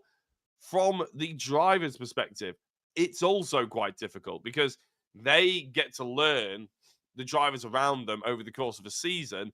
And then you do a big public event like this, where you really push and a community invites a lot of new drivers in, top level drivers, as well as people who want to push to that next level.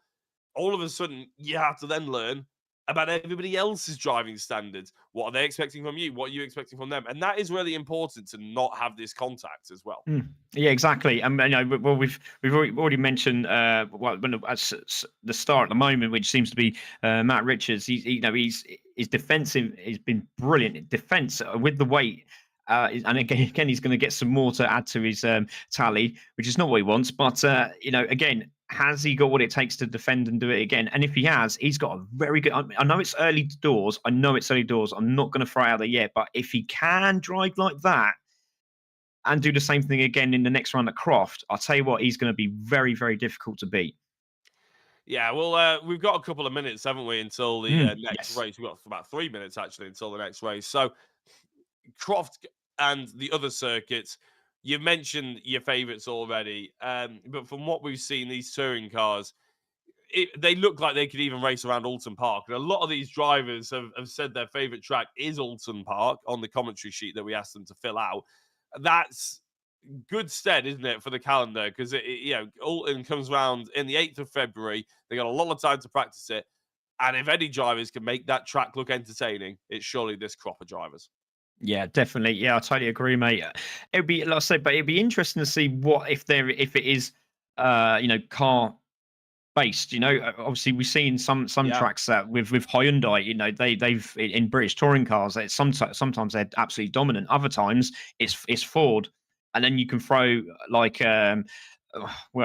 can throw the Cupras in, and there's so many different drivers and aspects and settings as well. And as you said, the setup is obviously crucial. Degradation, again, we don't know, but it'd be interesting to find out, because we do have some of these guys actually in the chat, which is brilliant. So they're in the chat in YouTube, so they might be able to let us know what it's like. Because in that race, you could see the slight differences between the cars. It looked like Callum Cripps was struggling into turn 1. But then in other sectors of the corners, he was very, very good, especially up here at McLean, as we're looking at now, and Coppice. So he seemed to have good runs out of these corners.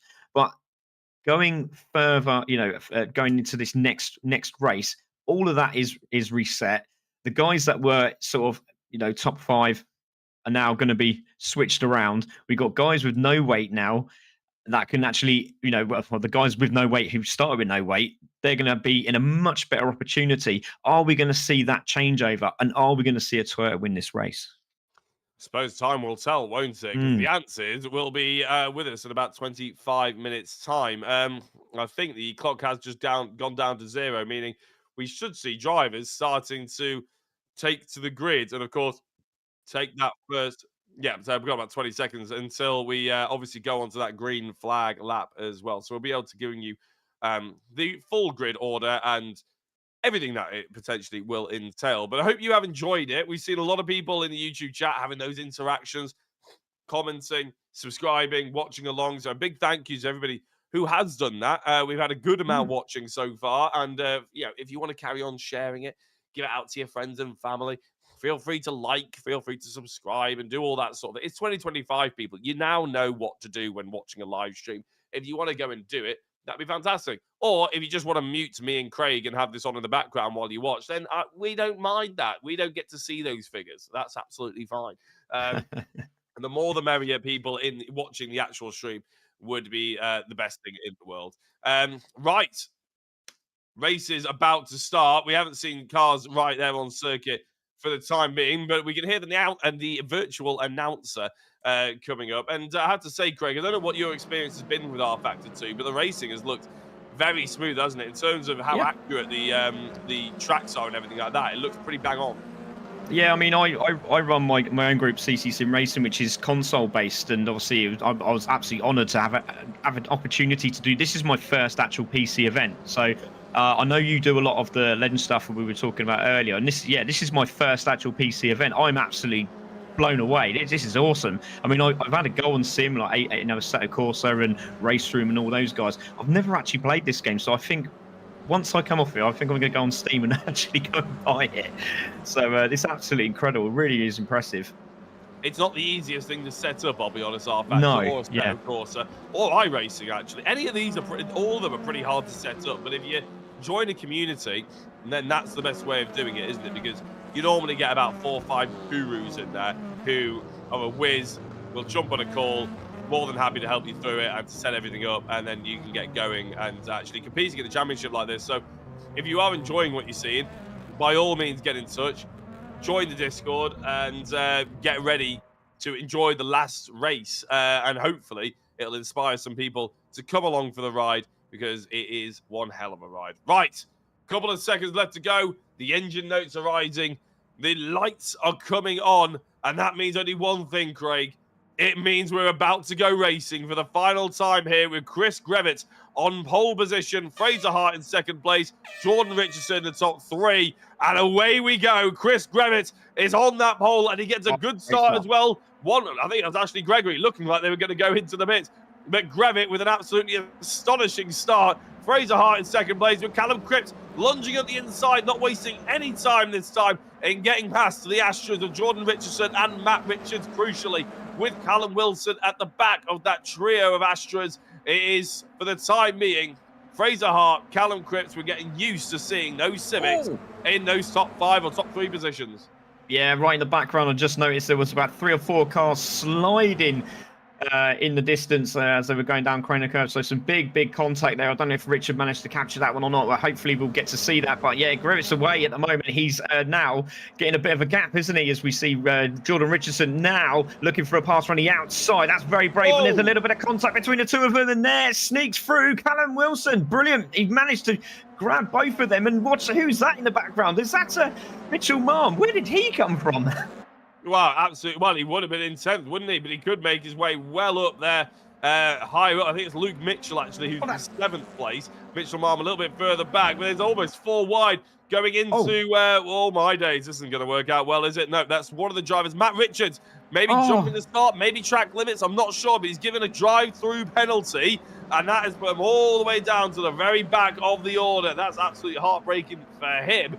Everybody else sees an opportunity to score some points back. That's what they're going to be thinking about now. Chris Gravett still leading, Fraser Hart in second place, but the battle really is between Callum Wilson and Callum Cripps just behind, and Scott Mitchell-Marm. 3 drivers we were mentioning an awful lot in race number 2 and race number 1, to be fair. Again, lighting up our screens, giving us something to watch as Mitchell-Marm gets punted into the tyres. And that's Callum Cripps, I think, who was the driver behind him. That's all I'm going to say about it. Yeah, we got to be careful, haven't we, sometimes? But yeah, that was a bit of contact. Unfortunately, not what he wanted. But what is going on in the background? There's another one off. Who was that? Was that Benton? Was that Benton? I thought it was Jordan Richardson, but it's not.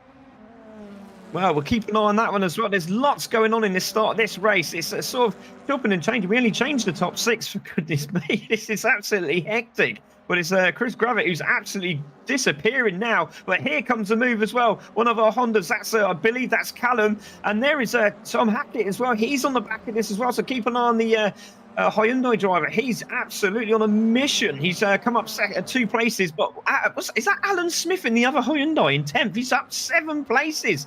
And also Jardine as well. That's RG Jardine, isn't it? He's down there in 17th. He's come from 27th. Well, Archie Jardine made a lot of places up in the previous race, didn't he? And then ended up DNFing. So, no really surprised that he's got it in him. It's surprising that he can do it on the bounce. We just need him to finish now, don't we? That's really we need him to keep on bouncing, no flat tyres and no flat ball, That's exactly it. We want to see him really higher up to show what he can do on our screens rather than just in the statistics in the left-hand side. But really good racing. For the front end, a couple of too many incidents. Sido Vija, I've pronounced that about 17 different ways. Probably 16 of them are wrong over the course of this evening. But it's a really good battle that he's currently having here with who's actually right next to him. It's Alan Smith you mentioned earlier. I think it may well be Alan Smith. He's actually having this. No, it's Hyde, isn't it? It's Jordan Hyde who's looking around the outside. Not going to be for the time being. And Osborne looking at the inside as contact, and Hyde gets turned around. He did come across quite quickly. He did. Yeah. I'm not entirely sure how the steward's going to play that one, but that's all I'm going to say yet again.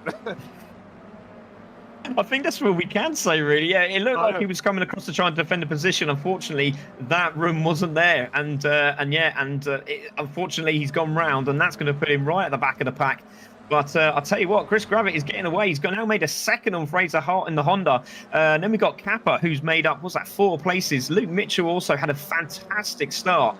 Then we got Callum Cripps there in 5th place. Callum Wilson in 6th. Hackett's still in 7th place. Carl Benton up in from 12th place up into 8th. So he's on a bit of a mission as well. So keep an eye on Carl Benton, the Ford Focus. And great to see a Ford Focus up there because he was in a bit of argy-bargy in the first race. Yeah, we were mentioning actually that we wanted a few other cars. Well, you mentioned the Ford. We've also got a Corolla leading. That's worth mentioning. Yeah, exactly. So it is really, I mean, the Civics, they've been in the top 3. That's fair enough. They're obviously very quick. Cupra in 3rd place. Alessandro Kappa, very, very, very quick indeed. And looking forward to seeing how they bed themselves into the rest of this championship. But it's getting very tasty between these 3, isn't it? I didn't quite see who it actually was. Stuart Rolfe, there we go.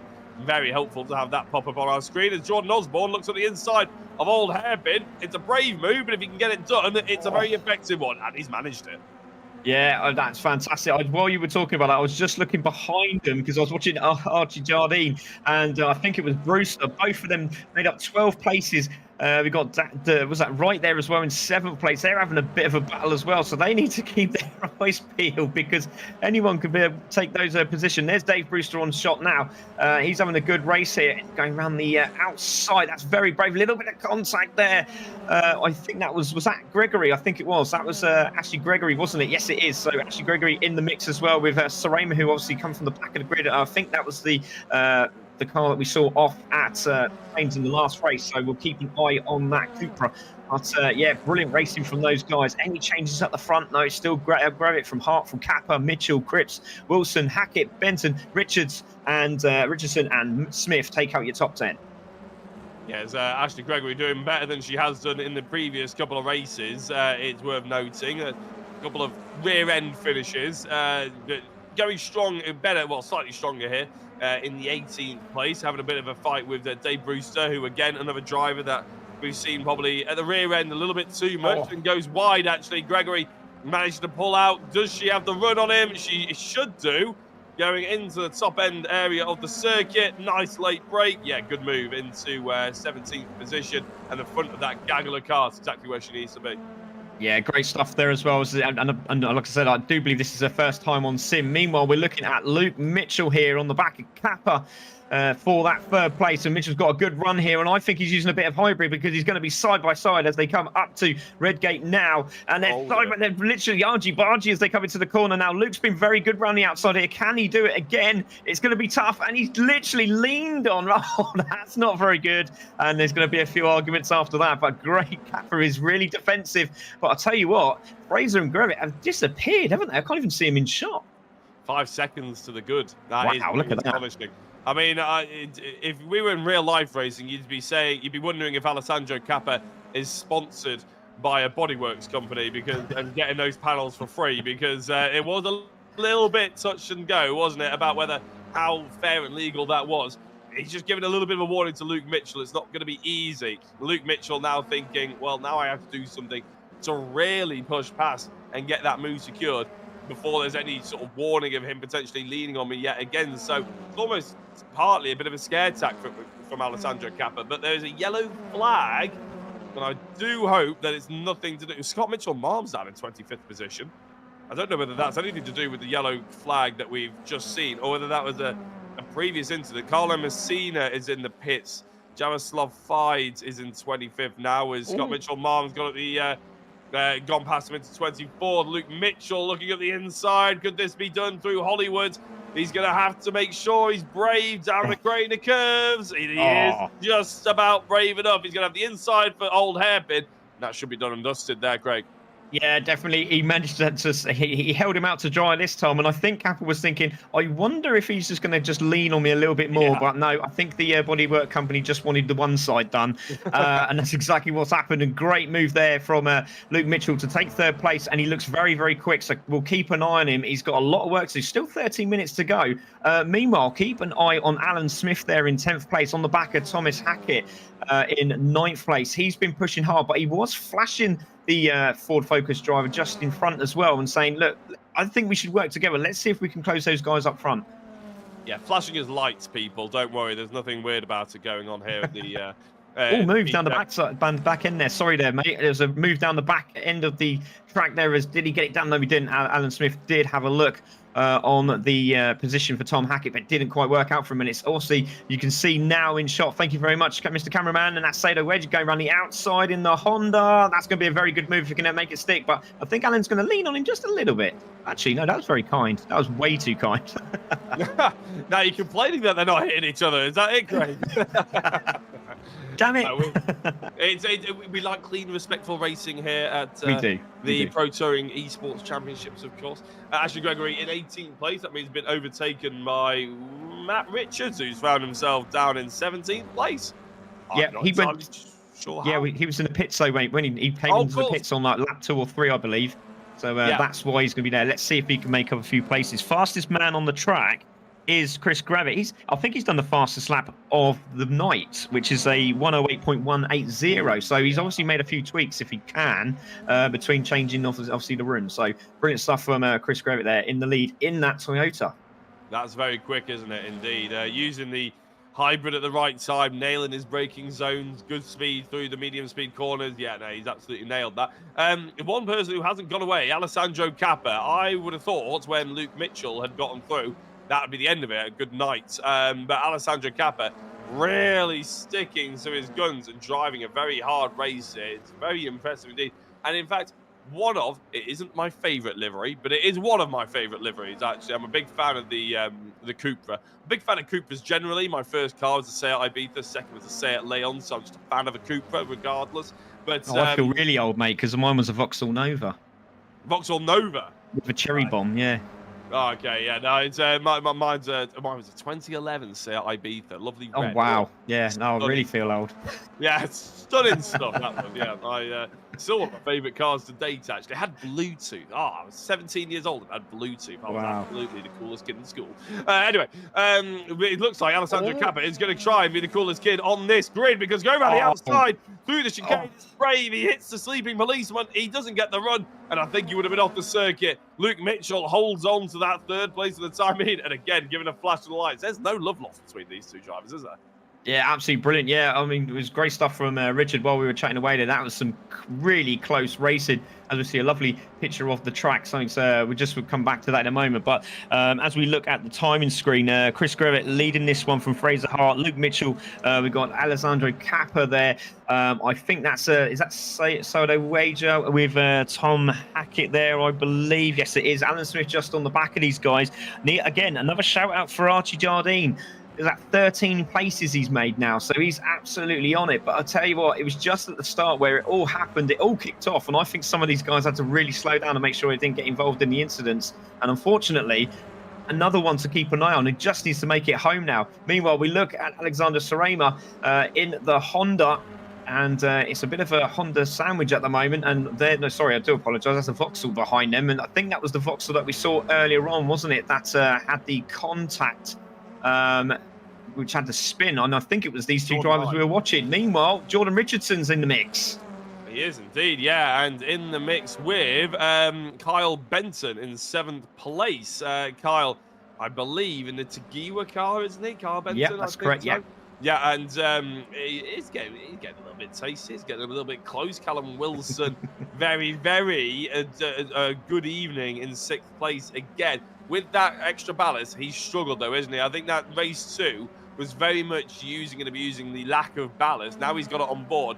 He's feeling the effects that the other drivers had in the previous race against him. So there really is a big sway on another track. I think Alton Park, that's going to be massive. I wouldn't be surprised if we see 3 different sets of podium sitters actually at the likes of Alton Park and Knock Hill, because again, that weight pulling that up those hills and getting around those medium speed corners is going to kill the tyres, it's going to kill momentum. It's going to be very, very difficult. Around Croft, you might not see too much of a different impact, but around some of those more undulating circuits, it's going to be very difficult. That's why you've seen out of old hairpin here, isn't it, Craig? With that weight on board, pulling the car up that hill, you're always going to be at a disadvantage. Oh, hugely. And you know, and if you've got those cars without that weight and they put a bit of hybrid on at the same time, it's pretty much an easy pass unless you can defend, you know, for your life over it. Just to say, Richard just jumped over to Matt Richards down in 16th place. He's closing very, very quickly on the next group of cars. He is flying. He went in the pits early on, as we discussed, I think it was lap 2 or 3. He's now pushing hard. We are on with Callum Wilson now, who is there in 6th position. And he's chasing down Callum Cripps. Now, this has gotten closer. Keep an eye on that on the timing screen. And that dropped from, what was it? It was 0.8. It's now down to 0.3. And it looks about 0.2 to me. It looks even more like maybe 2 or 3 car lengths. Not even 2 lengths now as they make their way up to Coppice. And again, if he gets the drive right, we don't know if he's got hybrid now. Just in front of them, again, here comes the battle that we like. It's the Luke Mitchell and Cappa battle. They're still there as well as we drive on board with Callum Wilson as they make their way around Roberts. But the battle just in front, as you can see, Cappa's got a good run out the corner, and he might have a little crack at Luke Mitchell as they come into turn 1. So just before we get, in fact, no, I'll mention it in a minute because Cappa is looking aggressive. He's going to the outside into the first corner. Kappa around the outside is always going to be difficult. You're not going to make it just yet, and not going to be that easy against Luke Mitchell. But I am admiring the gumption shown by Alessandro Cappa. Maybe needs to be a little bit smarter about throwing the fakes and then diving up the inside. But Luke Mitchell seems to be more than happy just to park his car in the middle or the inside third of the circuit and making Cappa do the hard work, which realistically, if you do that for the next 6 minutes, he is going to be very, very difficult to pass. He's clearly an experienced driver.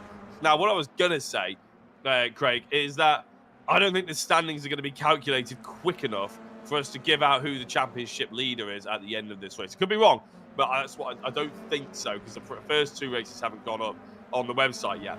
So if you are curious on the championship standings, I'm sure they will be posted on social media please do go and find the Pro Touring Esports Championship on the various social media outlets. I'm sure they're probably pretty much on all of them. It may be under, and Rich Weatherall can tell me whether it's under the Pro Touring Esports Championship or whether it's under T6 Motorsport. Rich, can you confirm which one?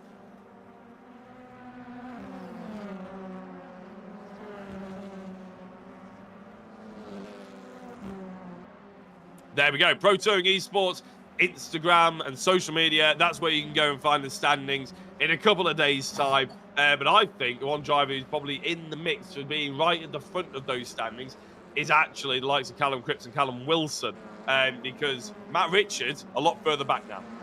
Yeah, definitely. Yeah, I totally agree, mate. I'm going to mention the leaders at the moment. Chris Grevitt with Fraser Hart. Fraser Hart has been closing every lap. They're sort of pushing lap times of each other at the moment, but that's how close it was. I thought it was going to be close. It's a lot closer than I thought. And it's Fraser Hart now pushing on. Now, has he got any hybrid? That's what we need to find out. Has he got anything in the tank left? Still 4.5 minutes to go. And he can just sit there. He can sit there for another couple of minutes and then go, do you know what? Let's give it all we can and see if we can get that win for Honda. But that's not going to be easy against the likes of Chris. He's a really good driver, as you can see, defending well. And he looks pretty quick. Not afraid of this car at all, as you can see. That Honda again, though, absolutely fantastic as they make their way up to Schwantz Curve.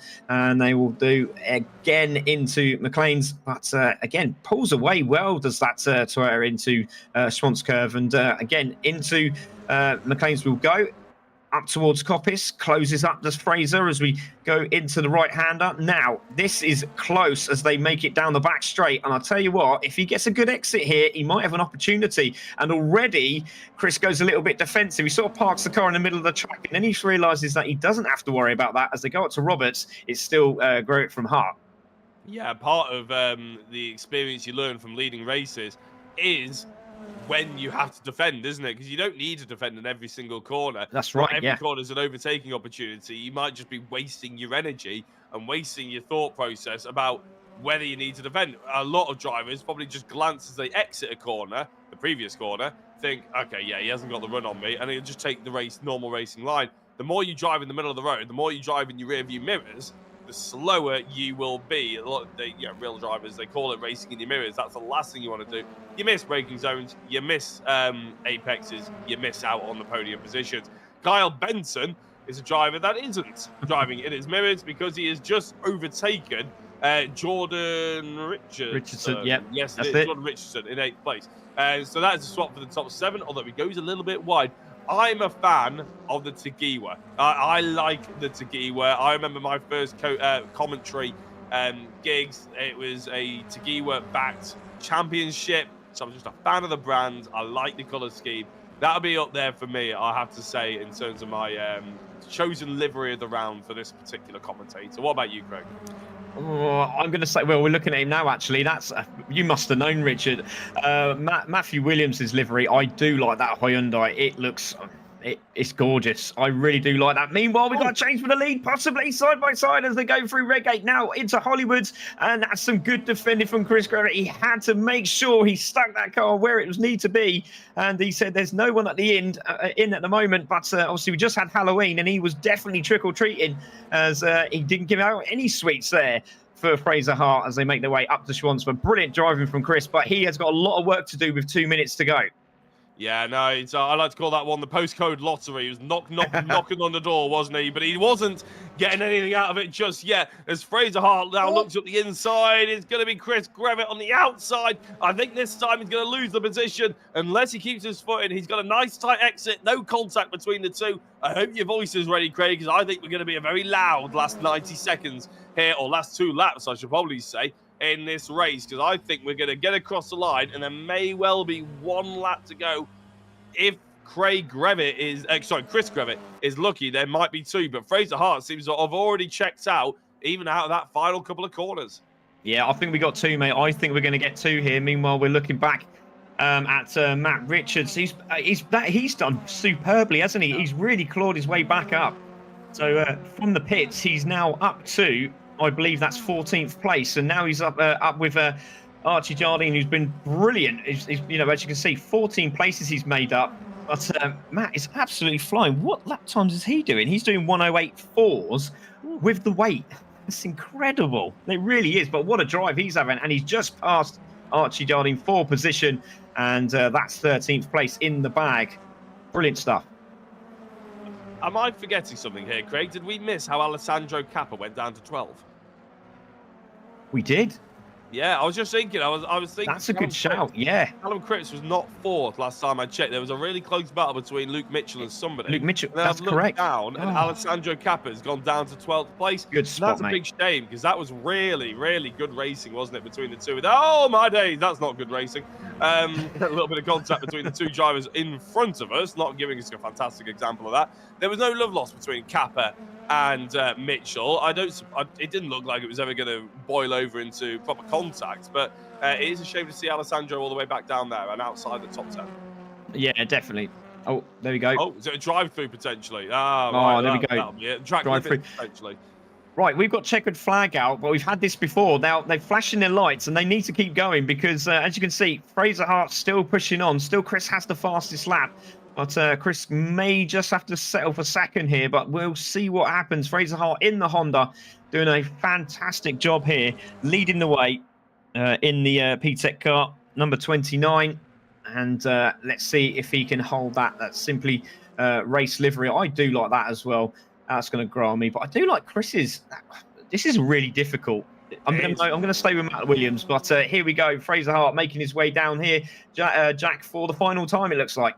Yeah, no, and we've chosen our 2 favourite liveries. They'll be the proud recipients of absolutely no prize whatsoever, but Fraser Hart will be the proud recipient of all the points available in race number 3 as he takes the top step of the podium. Chris Grevitt in 2nd place. Luke Mitchell is in 3rd, with Callum Cripps ended up in 4th place after Alessandro Cappa received the drive-through penalty. Callum Wilson was in 5th and will seal off an extremely strong round for him here at Donington Park, along with Callum Cripps, actually. I think those two are going to be definitely in the top 3 of the championship. Maybe first and second, actually. Kyle Benson, oh my days, how is that one Kyle set on fire? He's blown an engine somehow and made a very dramatic finale here at Donington Park. There'd be a lot more panic if that was real life, wouldn't it? Fireworks at Donington, that's what you want on the final race of the evening, isn't it? Yeah, fireworks at Brands Hatch are overrated in November, aren't they? We want it at Donington Park. Sido Vager in 7th place, Jordan Richardson in 8th, and rounding out the top 10 was Alan Smith and Tom Hackett. I'm sure we'll be able to bring the finishing order up on your screen for the rest of the field. Now, that is an extremely dramatic, not justifier, way to end the evening. That wasn't it, because there was fantastic racing up and down. It's a bit of a shame that Luke Mitchell versus Alessandro Cappa race sort of stagnated, given the fact that Alessandro had that drive-through. But other than that, really good racing top to bottom there, wasn't it, Craig? Yeah, it was. The start didn't help what we wanted. We were hoping for that dramatic, finish. But unfortunately, that's what racing. But we had the results come up. Fraser Hart with a superb win after really pushing Chris Grevitt for that position, and 2nd place it will be for the Toyota driver. Luke Mitchell will take 3rd, Callum Cripps in 4th, Callum Wilson in 5th with Cole Benton 6th, Sido Wager in 7th with Jordan Richardson in 8th, Alan Smith, superb job from him, climbing up the ladder there in 9th with Tom Hackett in 10th. Stuart Roth will take 11th. Alessandro Cappa, we saw that battle. Unfortunately, we didn't see how it ended in 12th. Matt Richards in 13th. Archie Jardine in 14th. Jordan Osborne in 15th. Darren Wright 16th. Matthew Williams with that lovely livery. I'll let you win that one though, Jack. Dave Brewster in 18th. Ashley Gregory there in 19th. That's a good result for her. Scott Mitchell-Marne there in 20th place. Has a lot of work to do in the next round. Alexander Sarema there in 21st. Alan Axon there in 22nd. Fabian Machalon there in 23rd. And our DNF was Carla Messina. Simon Trebek again. I'm going to keep an eye on this guy. I think he's going to be a bit of a weapon over the next course of the rounds. Jordan Hyde there and Yaroslav Fides had DQs, unfortunately. Well, mate, that was a fantastic 3 races, wasn't it? But yeah, we'll go with your livery. Let's go with the Tagiwa livery. Go on, you can have that. Oh, well, one, I was offering up the fact that I didn't know we had to have an agreement. I thought we were under the impression that we got to pick our own favourite. Yeah, are we allowed to do that, Richard? Is that all right? If I slip Jack a tenner now, I can have my. Well, we'll get the kinks sorted out for the next round, because the next round is going to Croft. Another great institute of British motorsport up in the northeast. It's actually my local. Fortunately, all I have to do is walk to my spare room, not drive an hour up the road to go to it this Wow. time. But it is a really good circuit, fantastic for racing as well, Craig, because ultimately going into Tower, going out the back end, sunny in, sunny out, and that obviously the slowest corner in British motorsport, that final hairpin, the only track where most cars go down to first gear to get out of it. Overtaking opportunities everywhere. These guys are going to be well suited to it. Yeah, and unfortunately, this is one of the tracks that I've never been to in real life.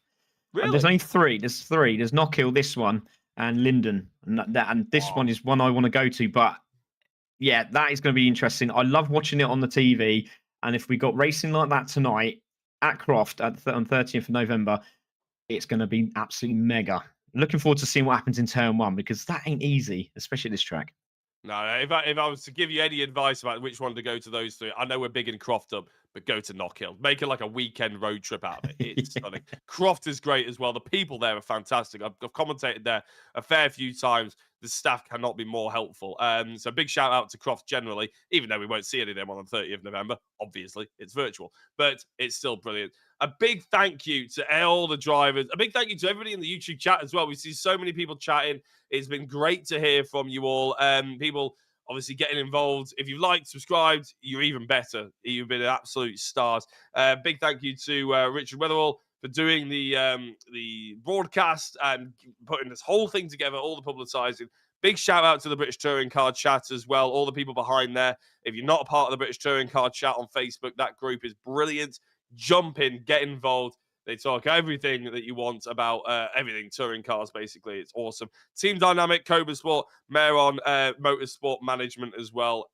Thank you so much. And everybody down below, you can see on the bottom of your screen right now. My name's been Jack Oliphant. I've been joined by Craig Cook for commentary, not Crook, as we mentioned at the beginning. Craig Cook for commentary this evening. We'll be back in 2 weeks' time for Croft on the 30th of November. Good night. Good night.